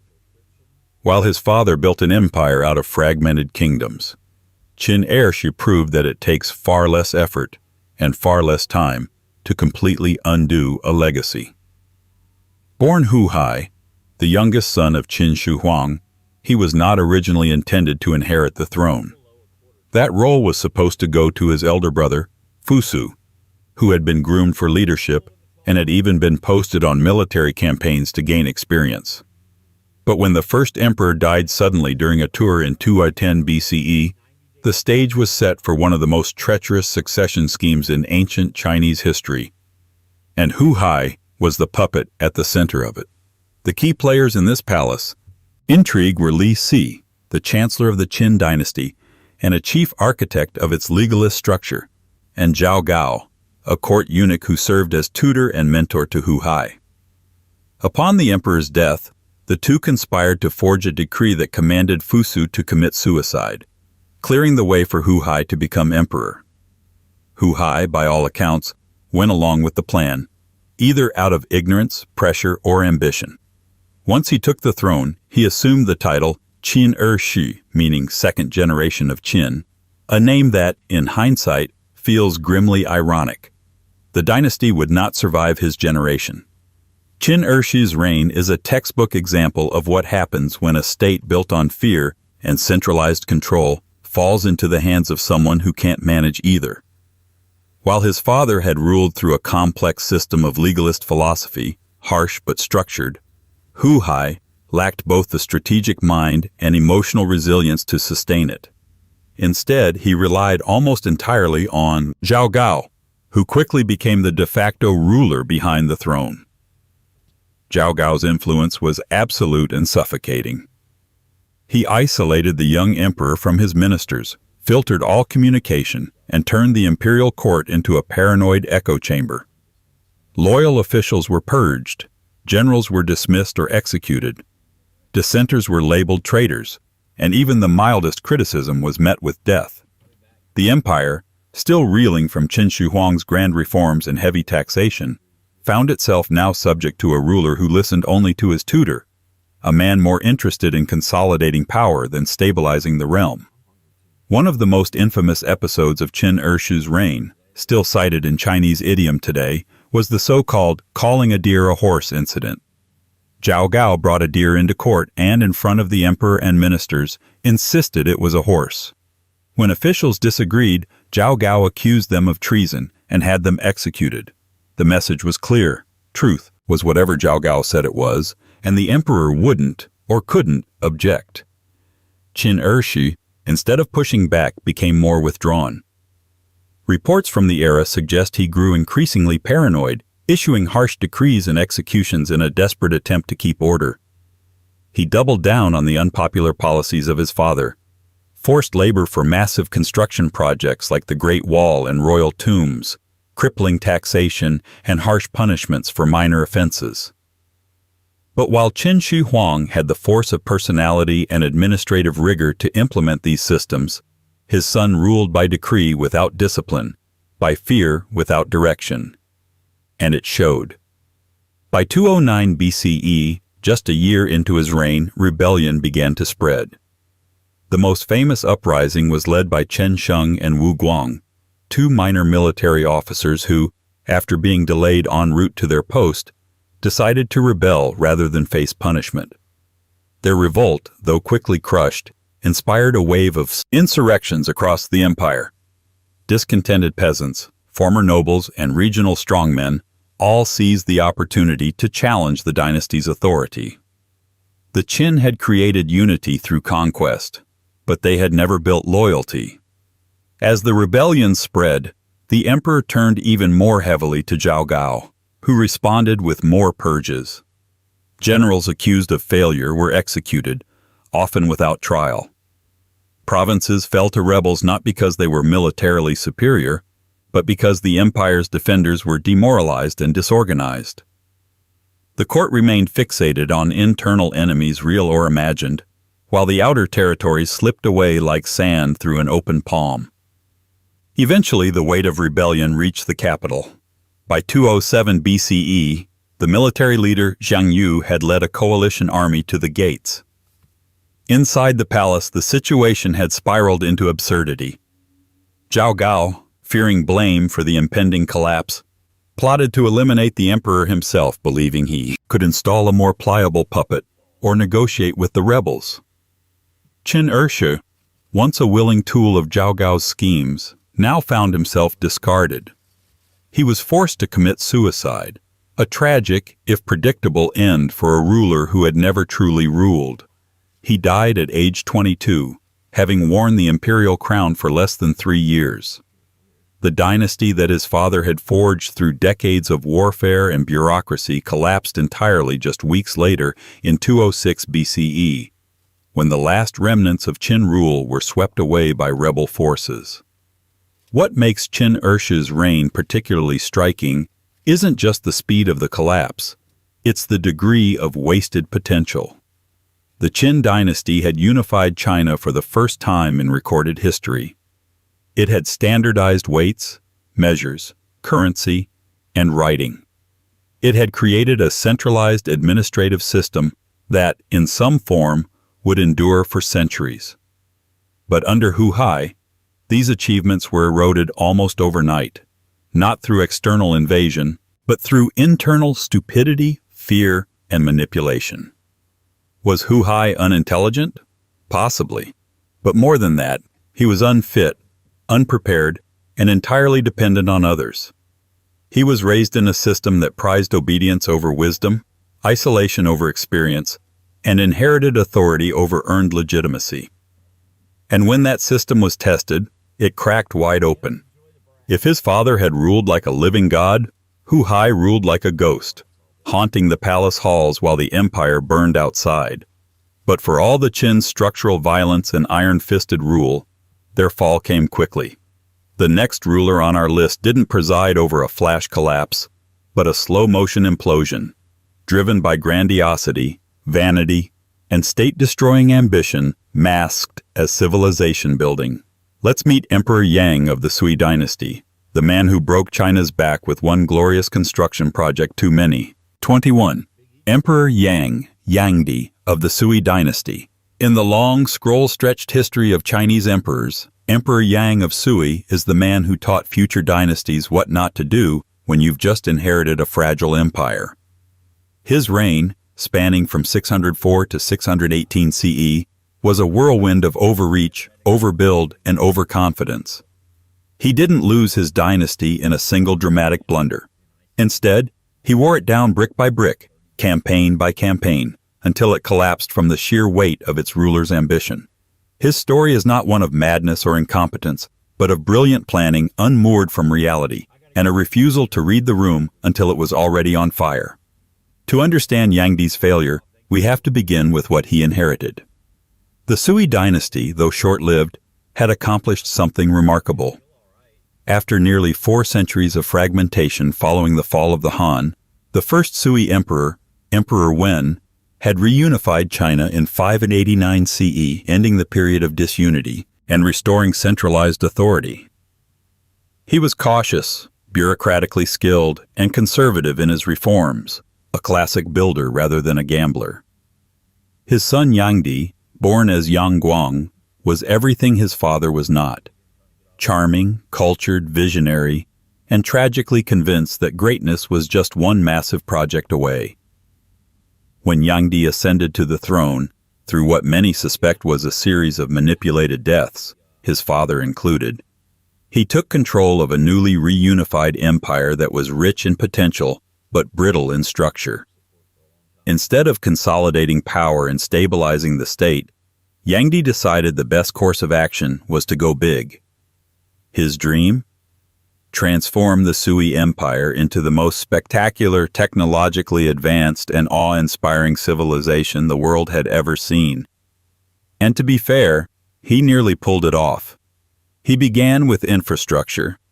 His most famous legacy is the Grand Canal, a 1,100-mile engineering marvel connecting the economic powerhouses of the South, especially the Yangtze River Valley, to the political capital in the North.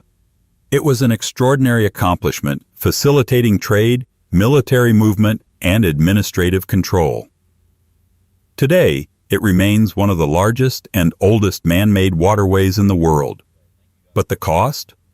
The Grand Canal was built at breakneck speed using forced labor, with hundreds of thousands of conscripts and peasants drafted to dig, haul, and die in its creation. Estimates vary, but some suggest that millions were pressed into service across his building projects, many of them never returning home. Entire communities were uprooted. Agricultural output declined in key areas. And worse, Yangdi didn't stop there.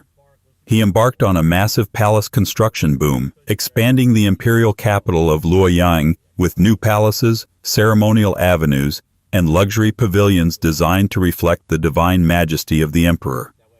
These weren't just architectural indulgences, they were ideological monuments, intended to project the image of a ruler blessed by heaven and adored by his people. Except, of course, the people were neither impressed nor particularly alive by the end of the construction cycles. Still not satisfied, Yangdi then turned his gaze outward. Military conquest became the next phase of his imperial legacy building. He launched 3 massive campaigns against Goguryeo, one of the 3 kingdoms of Korea, seeking to assert Chinese dominance over the Korean peninsula. These invasions were monumental in scale and disastrously ill-conceived. The first campaign in 612 mobilized over 1 million troops, including soldiers, laborers, and support staff, making it one of the largest pre-modern military mobilizations in world history. The logistical challenge alone was staggering. involving supply lines stretched across hundreds of miles and involving both land and sea operations. The campaign failed spectacularly. The Goguryeo forces used guerrilla tactics, strategic retreats, and harsh terrain to decimate the lumbering Sui military machine. Yangdi, undeterred, launched two more campaigns in 613 and 614. Each ended in further disaster, with staggering losses of life, morale, and imperial credibility. By the end of these failed wars, the Sui military was broken, the treasury drained, and the peasantry pushed to the brink of starvation from years of conscription, taxation, and neglect. The cost of Yangdi's vision was no longer just measured in copper coins and crushed stone. It was measured in rebellions. By the mid-610s, regional uprisings flared across the empire. Farmers who had been overtaxed and overworked took up arms. Military governors who had watched their soldiers die in futile campaigns began ignoring imperial orders. The aristocracy, once supportive of Yangdi's grand projects, turned resentful as their estates were squeezed for labor and resources. The center of imperial authority, built so confidently just a decade earlier, was beginning to hollow out. And through it all, Emperor Yang refused to scale back. He doubled down on court pageantry, on punishing dissenters, and on building ever more elaborate monuments to imperial glory. He moved between palaces, holding lavish banquets and religious ceremonies as the countryside seethed. One might say he was insulated, but that would be generous. He wasn't insulated, he was deliberately blind. By 617, major rebel leaders, most notably Li Yuan, a former general with Tang lineage, were marching toward the capital. The empire was no longer just unstable, it was cracking apart. In a desperate attempt to regroup, Yangdi fled to the southern capital of Jiangdu, far from the northern heartland. There, isolated from court power and abandoned by loyalists, he continued to act as though nothing had changed. In 618, a group of his own courtiers and military officers finally had enough. They assassinated Yangdi in his palace quarters, ending his reign with the quiet inevitability of a building finally collapsing after years of unnoticed structural failure. So what went wrong? Historians are mixed. Some argue Yangdi was a misunderstood visionary, a ruler ahead of his time who lacked the institutional stability to realize his grand plans. Others see him as a cautionary archetype of imperial vanity, a ruler who mistook scale for strength, who thought monuments could replace governance, and who led from fantasy rather than feedback. He was intelligent, without question. Educated, refined, articulate. He wrote poetry, studied Confucian classics, and took personal interest in administration. But intelligence without wisdom can be fatal in a ruler. Yangdi lacked restraint, foresight, and emotional calibration. He governed with ambition untethered from reality, and by the end of his rule, the only thing grander than his construction projects was the scale of his political collapse. The Sui dynasty, which had promised a new era of unity and progress, dissolved within a generation. But the infrastructure Yangdi built, most notably the Grand Canal, would endure for centuries, used by later dynasties who learned from his failures. It was as though the emperor had accidentally constructed a blueprint for a better future, even as he destroyed the present.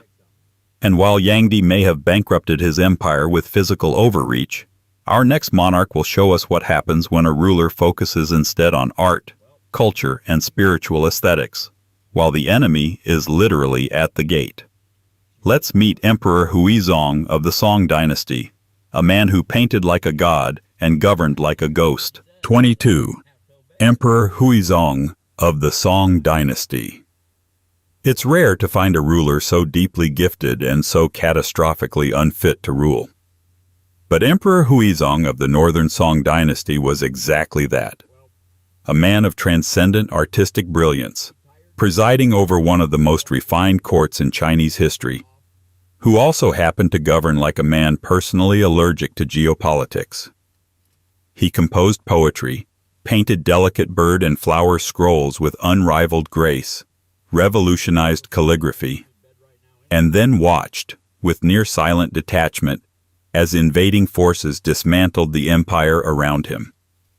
His reign, 1100 to 1125 CE as reigning emperor, though he lived until 1135, reads like a tragic paradox. A court full of silk and sound, rituals and rose gardens, collapsing beneath the weight of diplomatic naivety, military neglect, and court factionalism.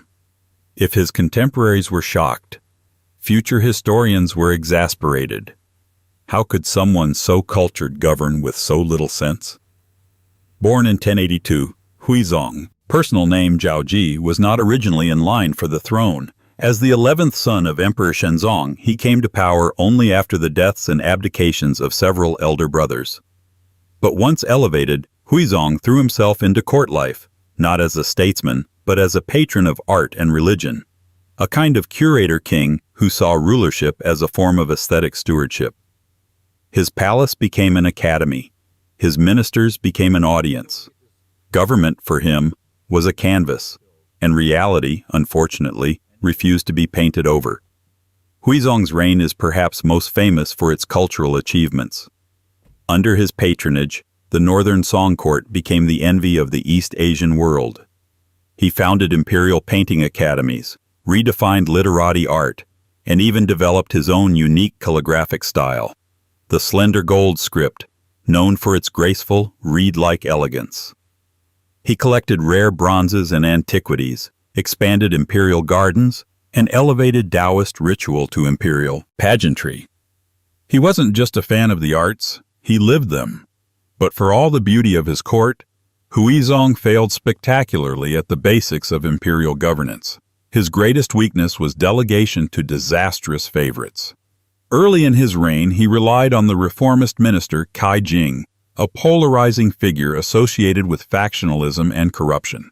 Kai's policies, intended to bolster state finances through aggressive taxation and bureaucratic expansion, alienated both the scholar official class and the common people.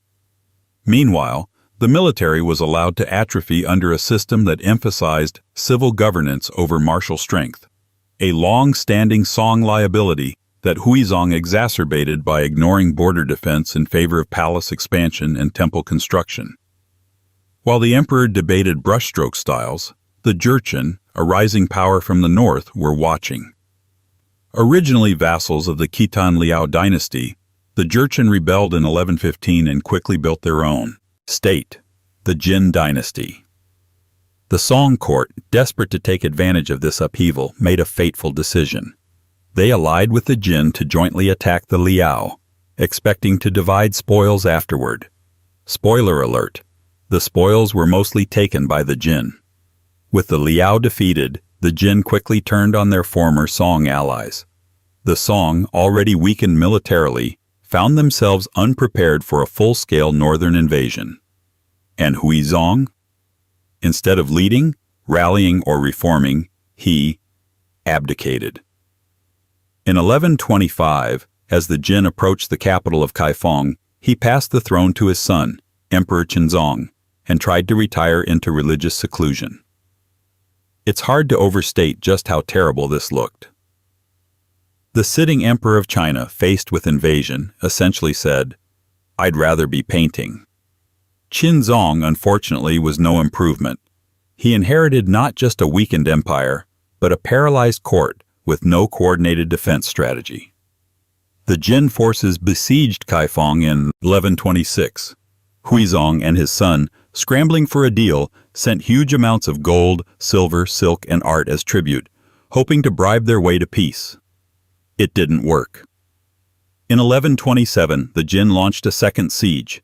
This time, they entered the capital, sacked Kaifeng, and carried out one of the most humiliating acts in Chinese imperial history, the Jingkang Incident. Huizong, Qinzong, and nearly the entire imperial family were taken captive and marched north to Jin territory. Along the way, they were mocked, humiliated, and held under house arrest. Dozens of imperial consorts, family members, and officials were taken as prisoners.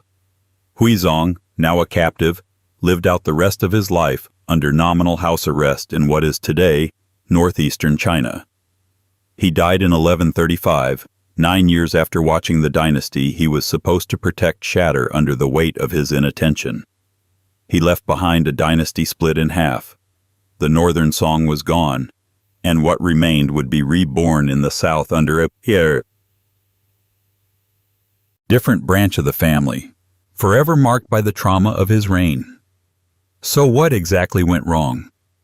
It wasn't that Huizong was unintelligent. On the contrary, he was probably one of the most intellectually and artistically gifted monarchs of his era. His poetry, painting, and calligraphy were genuinely innovative, influencing Chinese aesthetics for centuries. He was erudite, sensitive, and sophisticated. But all that brilliance was paired with a staggering failure to prioritize. He treated governance like a ritual performance, one where symbolism mattered more than soldiers, and temples deserved more attention than troops. He appointed ministers based on personal loyalty or artistic taste rather than competence. He saw religion and art not as statecraft tools, but as ends in themselves. While that might make for a fascinating legacy in the history of culture, it makes for a terrible wartime emperor. He ignored warnings. He underestimated enemies. He abdicated in the face of crisis. Not because he trusted his son's abilities, but because he wanted to retreat from reality into a world he could control, filled with ink, incense, and illusion. To this day, Chinese historians debate whether Huizong was a fool, a failure, or a tragic artist in the wrong profession. Maybe all three. In any case, his reign is remembered less for what he built and more for what he let fall, not through violence or tyranny, but through the slow erosion of attention. His court danced while the borders burned, and yet, even after Huizong, China rebuilt. But some emperors aren't so lucky. Our next ruler learned the hard way that the cost of ignoring military advice can be immediate and public. In the mid-15th century, one young Ming emperor would ride off to war against all counsel and get himself captured, triggering a political crisis so embarrassing it nearly unseated the dynasty. Let's meet Emperor Zhengtong and the spectacular debacle known as the Tumu Crisis. 23. Emperor Zhengtong of the Ming Dynasty. Most emperors fear assassination, rebellion, or court betrayal. Emperor Zhengtong of the Ming Dynasty had a rarer distinction. He managed to get himself captured by foreign invaders while personally leading a military campaign he was warned not to undertake. The result was a political meltdown so complete it forced his government to replace him while he was still alive, sitting in a jail cell somewhere beyond the Great Wall. To this day, the Tumu Crisis of 1449 is studied as one of the most humiliating disasters in Chinese imperial history, not just because of the military loss, but because of the decisions that led up to it. Decisions that were, at every turn, avoidable, ill-advised, and entirely self-inflicted. And at the center of it all stood the young and impressionable Zhengtong Emperor, born Zhu Zhizhen, who went from the son of heaven to a very confused hostage of the Mongols. Zhengtong ascended to the throne in 1435 at the age of just 8, following the death of his father, the Xuande Emperor. For the first years of his reign, actual power rested with a group of seasoned ministers and the Empress Dowager. Among these ministers was Yu Qian, a capable and loyal official who understood the delicate balance of maintaining domestic order and defending China's volatile northern frontier. However, young emperors do not remain young forever, and as Zhengtong matured, so did his desire to rule directly. Or rather, he became increasingly susceptible to the influence of a single man, Wang Zhen, a court eunuch. Wang Zhen had risen through the ranks as the emperor's childhood tutor and became his closest advisor. More than an advisor, really, a gatekeeper, confidant, and manipulator all in one. By the time the emperor reached adulthood, Wang Zhen effectively controlled the imperial court. Ministers found themselves sidelined. Policies reflected personal favoritism rather than national strategy, and the most dangerous consequence of all, military decisions were now being made by someone with no military experience whatsoever. In 1449, the northern Mongol tribes, led by Isen Taishi of the Oirat Confederation, began pressuring the Ming frontier. These weren't full-scale invasions, but a mix of raiding, diplomatic provocations, and trade demands. Asen, looking to strengthen his political position, wanted Ming recognition and commercial privileges. The court was divided. Ministers like Yu Qian urged restraint and negotiation, arguing that China's defenses should be shored up but war avoided. Wang Zhen, on the other hand, wanted to show strength and convince the 22-year-old emperor to personally lead a punitive expedition north. It was a breathtakingly reckless idea. The Ming army was massive, over 500,000 men, but logistics were a nightmare. Supplies had to be dragged through harsh terrain. Roads were insufficient. Communication lines were stretched thin, and, most critically, the emperor himself was not a military commander. He had never seen battle. He had never even been near the frontier. Yet here he was, marching out with 500,000 men, cheered by court flatterers and led by a eunuch. What could possibly go wrong? The answer: everything.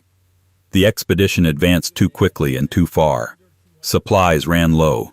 Morale plummeted.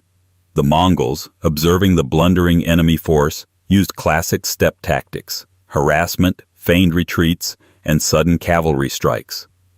Rather than engage in a decisive battle, they simply let the Ming army overextend, tire itself out, and lose its cohesion. By the time the Ming forces reached Tumu Fortress, just west of modern-day Zhangjiakou, they were exhausted and disorganized. It was here, in September 1449, that the Mongols struck. The result was not a battle so much as a massacre. The Ming army, unable to retreat or regroup, was decimated. Tens of thousands of soldiers were killed or captured.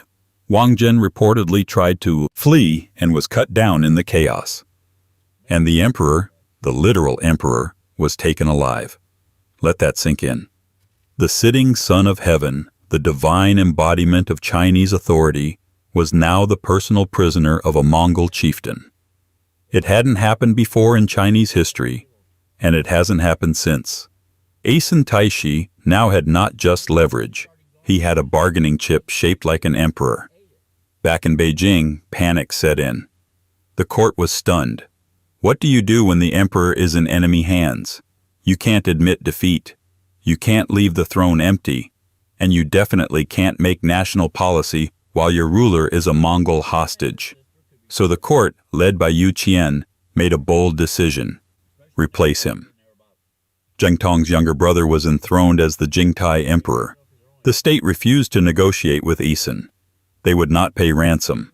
They would not send emissaries. They pretended the captured emperor simply no longer mattered. Ironically, this hardline stance saved the dynasty. Asen found himself stuck. He had the emperor, but no one in China cared. The political value of his hostage evaporated. 2 years later, in 1450, he released Zheng Tong and sent him back to China, hoping this would lead to improved relations. It didn't. When Zheng Tong returned to Beijing, it wasn't as a triumphant leader. It was as a former emperor with no job and no authority. His brother was still on the throne. He was placed under house arrest inside the Forbidden City, watched closely, and left to stew in the consequences of his own arrogance. For 7 long years, he lived as a political ghost. But fate, it seems, wasn't quite done with him.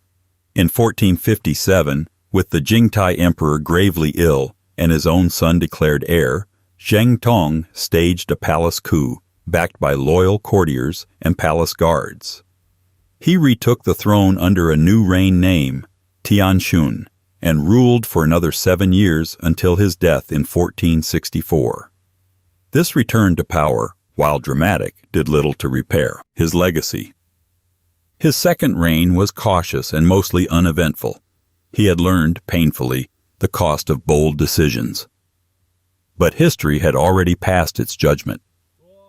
Zheng Tong is remembered not for his restoration, but for his disastrous first reign, when poor judgment, a toxic reliance on flattery, and a refusal to listen to seasoned officials led to one of the most embarrassing defeats in imperial Chinese history. So what can we say of Emperor Zhengtong?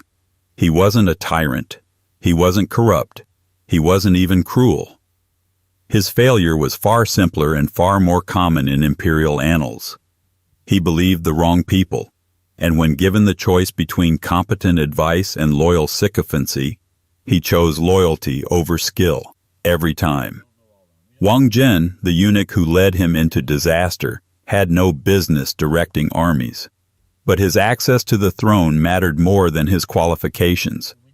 And Zheng Tong, flattered by attention and eager to assert himself, mistook personal trust for strategic wisdom.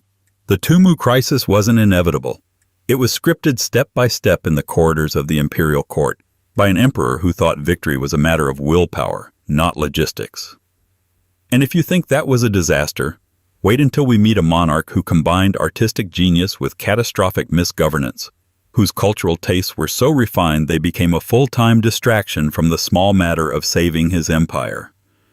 Let's move from military misadventure back to artistic escapism, and meet Maximilian I of Mexico, the emperor who thought liberal values and foreign uniforms could win hearts in a land that never wanted him in the first place. 24. Maximilian I of Mexico. Some monarchs are born into disaster. Some walk into it. Maximilian I of Mexico got on a boat, crossed the ocean, and imported his own political demise, complete with French uniforms, borrowed ideals, and a misplaced belief that sheer charm could pacify a country mid-revolution. If Emperor Zhengtong's downfall was rooted in arrogance wrapped in naivete, Maximilian's was worse. It was idealism weaponized by imperialism, a monarch whose sense of duty was real, but whose reading of the room was disastrously off. Maximilian's story doesn't begin in Mexico, it begins in Europe, in the courtly gardens of the Habsburg dynasty, one of the most enduring ruling families on earth. Born in 1832 as Ferdinand Maximilian Joseph, he was the younger brother of Emperor Franz Joseph I of Austria. As a second son, he was never expected to rule an empire. Instead, he was raised to be charming, well-educated, and diplomatically useful. He spoke multiple languages, loved botany and science, and was known for his cultured, gentle personality. In short, the perfect spare. But Maximilian was ambitious, and unfortunately, so were a lot of people around him. In the 1860s, Europe was neck-deep in imperial adventures. France, under Napoleon III, wanted to expand its global influence, particularly in Latin America. Mexico, freshly independent but politically unstable, had defaulted on foreign debts, giving European powers a convenient excuse to intervene. France proposed a solution: install a European monarch in Mexico to create a friendly empire. This puppet state, styled as a Catholic monarchy, would serve French strategic interests, keep the United States in check, then embroiled in its own civil war, and help enforce European economic claims. All they needed was someone to wear the crown. Enter Maximilian. In 1863, a delegation of Mexican conservatives, backed by French support and pressure, offered Maximilian the throne. To his credit, he didn't jump at it immediately. He asked questions. He hesitated. He even demanded proof that the Mexican people wanted him. Napoleon III, ever helpful, forged a plebiscite showing overwhelming popular support. Maximilian accepted. He and his wife, Carlotta of Belgium, sailed across the Atlantic, arriving in 1864 to assume the crown of the Second Mexican Empire. It was the beginning of a political tragedy that would spiral toward inevitable collapse, fueled by misplaced trust, imperial fantasy, and a series of decisions that revealed Maximilian as an emperor without a country. From the moment Maximilian stepped off the ship, his empire was already on fire. Mexico was not some neutral kingdom waiting for enlightened European rule. It was a country in the middle of a long, bitter civil conflict. On one side stood the liberals, led by President Benito Juárez, who had championed secular reform, reduced church power, and favored republican governance. On the other side were conservatives, many of whom supported Maximilian, not because they loved monarchy, but because they hated Juárez's vision of modernity. Maximilian, however, was no reactionary. Much to the horror of his conservative backers, He turned out to be a liberal monarch, a man who believed in land reform, indigenous rights, and constitutional limitations on his own power. He refused to roll back Juarez's reforms. He upheld many of the liberal laws that had enraged the clergy and aristocracy. He even offered amnesty to former enemies and tried to rule as a progressive bridge between factions. In another country, at another time, this might have worked. In Mexico in the 1860s, it was a political suicide note. Conservatives abandoned him, feeling betrayed. Liberals never accepted him. Juarez, still in control of the North and backed by a growing Republican army, refused to recognize Maximilian's rule. He was seen by many as a foreign impostor, a European prince parachuted in by colonial ambition and propped up by bayonets.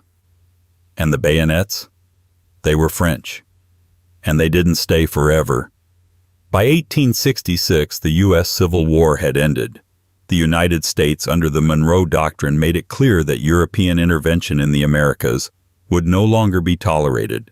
Under pressure from Washington, and facing growing military costs, Napoleon III pulled French troops out of Mexico, abandoning Maximilian to his own devices.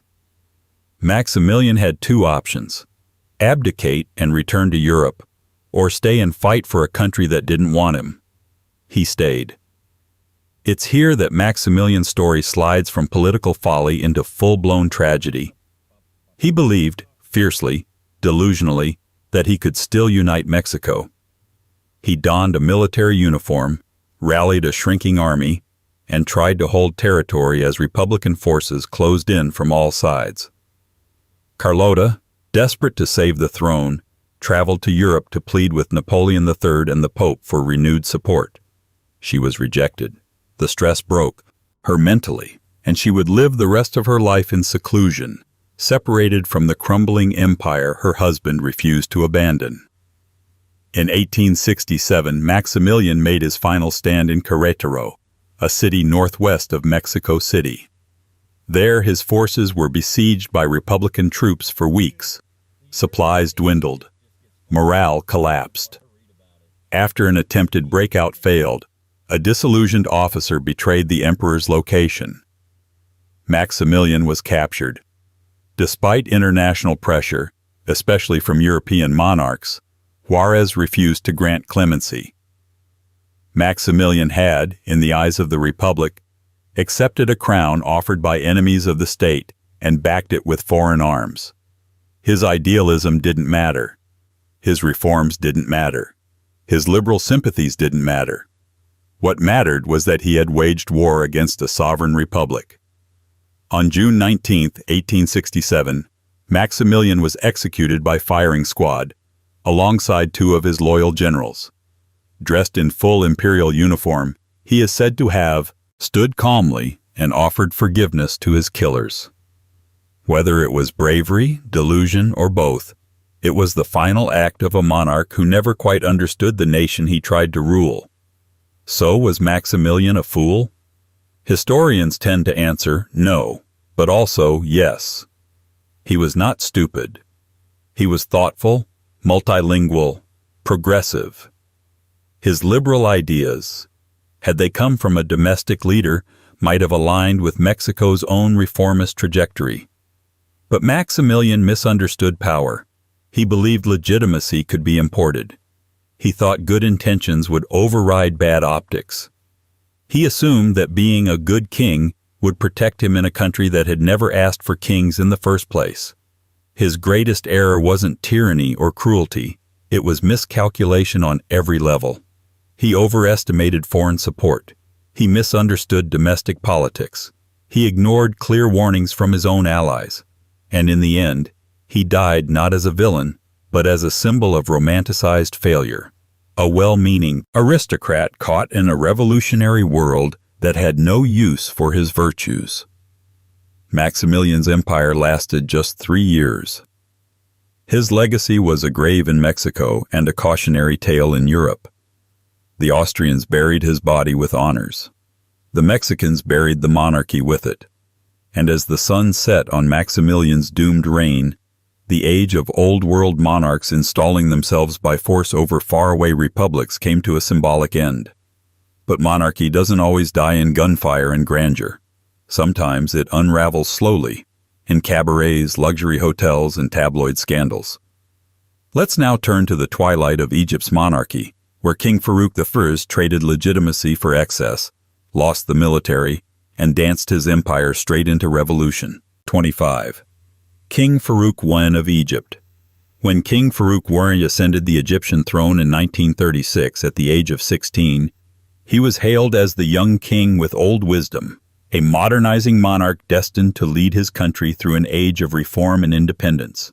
A clean break from the colonial past, he was young, charismatic, and educated in Europe, every inch the kind of ruler who could give Egypt its long-awaited renaissance. He ended up presiding over its final monarchical collapse. By the time he was deposed in 1952, Farouk had become a walking punchline, ridiculed for his excess, mistrusted by his people, and dismissed by his own army. He was exiled on a yacht stuffed with gold, gourmet food, and suitcases of questionable memorabilia, leaving behind a palace riddled with corruption and a nation boiling with resentment. His story is less a tale of brutal tyranny and more of a slow-motion train wreck, where every signal was ignored and every break was sabotaged by luxury, vanity, and apathy. To understand Farouk's failure, we need to understand the Egypt he inherited, and why the throne, glittering as it was, stood on increasingly shaky foundations. Farouk was born in 1920 to King Fuad I, the first king of modern Egypt and Sudan under the British Protectorate arrangement.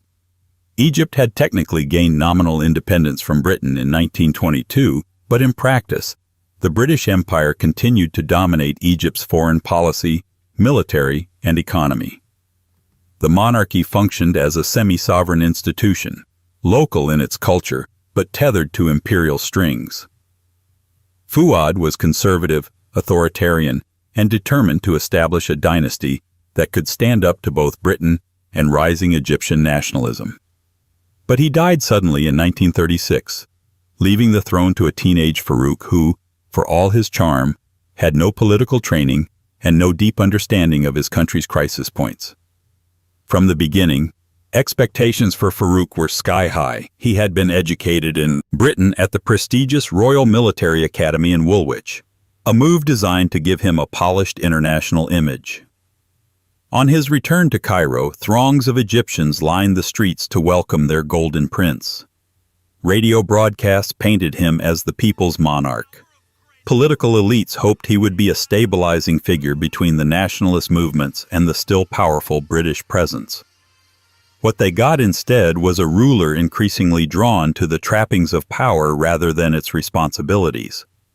In the early years of his reign, Farouk tried to play the part of a modern, reform-minded king. He supported religious institutions, toured the country, made public appearances, and cultivated a youthful, approachable image.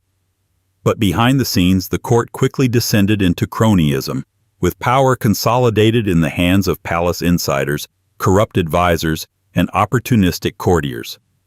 Farouk, barely out of adolescence, proved highly susceptible to manipulation. He sidelined reformist politicians, undermined the already fragile parliamentary system, and alienated both the liberal elite and the rising generation of army officers. Instead of focusing on governance, he devoted his energy to collecting luxury cars, European watches, and rare artifacts. His palace was filled with imported delicacies, French chefs, and international excesses, even as the Egyptian economy faltered and poverty deepened in rural areas. Meanwhile, the political situation outside the palace was growing tense. The 1936 Anglo-Egyptian Treaty had preserved British military presence in the Suez Canal zone and limited Egypt's true sovereignty. Nationalist frustration simmered. World War II turned Egypt into a strategic prize, and British troops flooded the country once again, reinforcing the perception that Farouk was little more than a figurehead monarch propped up by foreign powers. Instead of asserting independence, Farouk retreated further into palace life, surrounding himself with loyalists who fed him flattery and kept him insulated from political reality. His turning point came not in war, but in peace gone wrong. After World War II, Egypt's nationalist movements, especially the Free Officers, a group of middle-ranking military reformers, began demanding real reform. They saw the monarchy as outdated, corrupt, and beholden to imperial interests. Meanwhile, Farouk's erratic behavior deepened their concerns. He became notorious for gambling, late-night parties, and impulsive decisions, many of which embarrassed the nation on the international stage. One of the most damaging was his handling of the 1948 Arab-Israeli War. Farouk sent Egyptian troops into Palestine to support Arab forces against the newly declared State of Israel, hoping for a swift victory that would shore up his crumbling prestige. But the campaign was poorly planned, under-resourced, and riddled with incompetence. Egypt suffered humiliating defeats, and returning soldiers told stories not just of military failure, but of corruption at the highest levels, including defective weapons and misallocated supplies. The war's failure devastated Farouk's image. He was no longer just frivolous. He was now seen as dangerous, especially by the military class who had risked their lives in a war that he had bungled. Discontent turned to conspiracy. By the early 1950s, Egypt was a pressure cooker. Inflation was high, inequality rampant, and the middle class increasingly radicalized. Farouk, meanwhile, continued to live like a 19th-century sultan, his court bursting with extravagance, mistresses, and Italian tailors. He still styled himself as King of Egypt and Sudan, Sovereign of Nubia, Kordofan, and Darfur, a title that sounded impressive but increasingly rang hollow to the people watching their country spin into chaos. In July 1952, the Free Officers movement, led by Gamal Abdel Nasser and nominally fronted by Mohammed Naguib, launched a bloodless coup. Tanks rolled into Cairo. Communications were seized. The army made it clear that Farouk's time was up. Instead of resisting, Farouk capitulated, quickly. On July 26, 1952, he boarded his royal yacht, the Marusa, in Alexandria, and sailed into exile in Italy, leaving behind a short note of abdication in favor of his infant son, Fuad II. That son would never rule. The monarchy was formally abolished the following year, and Egypt was declared a republic. Farouk never returned. So how do we assess Farouk? He was not a villain in the mold of a Nero or a Caligula. He didn't torture dissidents or burn cities. But he presided over a slow erosion of credibility, death by apathy, extravagance, and refusal to reform. His reign wasn't marked by dramatic atrocities, but by 1,000 missed opportunities. At every fork in the road, he chose comfort over clarity, indulgence over introspection. And the tragedy is, he wasn't without ability. Contemporary accounts suggest he had charm, intelligence, even flashes of vision. But he lacked discipline, focus, and the moral seriousness required to govern a nation facing deep historical wounds and new political realities. He became a living metaphor for everything wrong with elite rule, decadent, disconnected, and ultimately disposable. Exiled in Italy, Farouk lived out his days dining in luxury, ballooning in weight, and collecting more watches. He died in 1965 of a heart attack at a restaurant in Rome. He was 45. Some still remember him nostalgically, especially among monarchist circles, as the last king of a more elegant Egypt. But the country he left behind had moved on, and the institution he inherited, polished with centuries of pageantry, collapsed not with a bang, but with a champagne toast aboard a yacht, drifting into the Mediterranean like a relic already out of time. And with that, we close our tour of history's most ill-fated monarchs, a tapestry of delusions, disasters, and dynasties undone by human failure. But one question lingers in the silence that follows. Is monarchy inherently doomed to fail? Or does it just attract the kind of people most likely to bring it down themselves?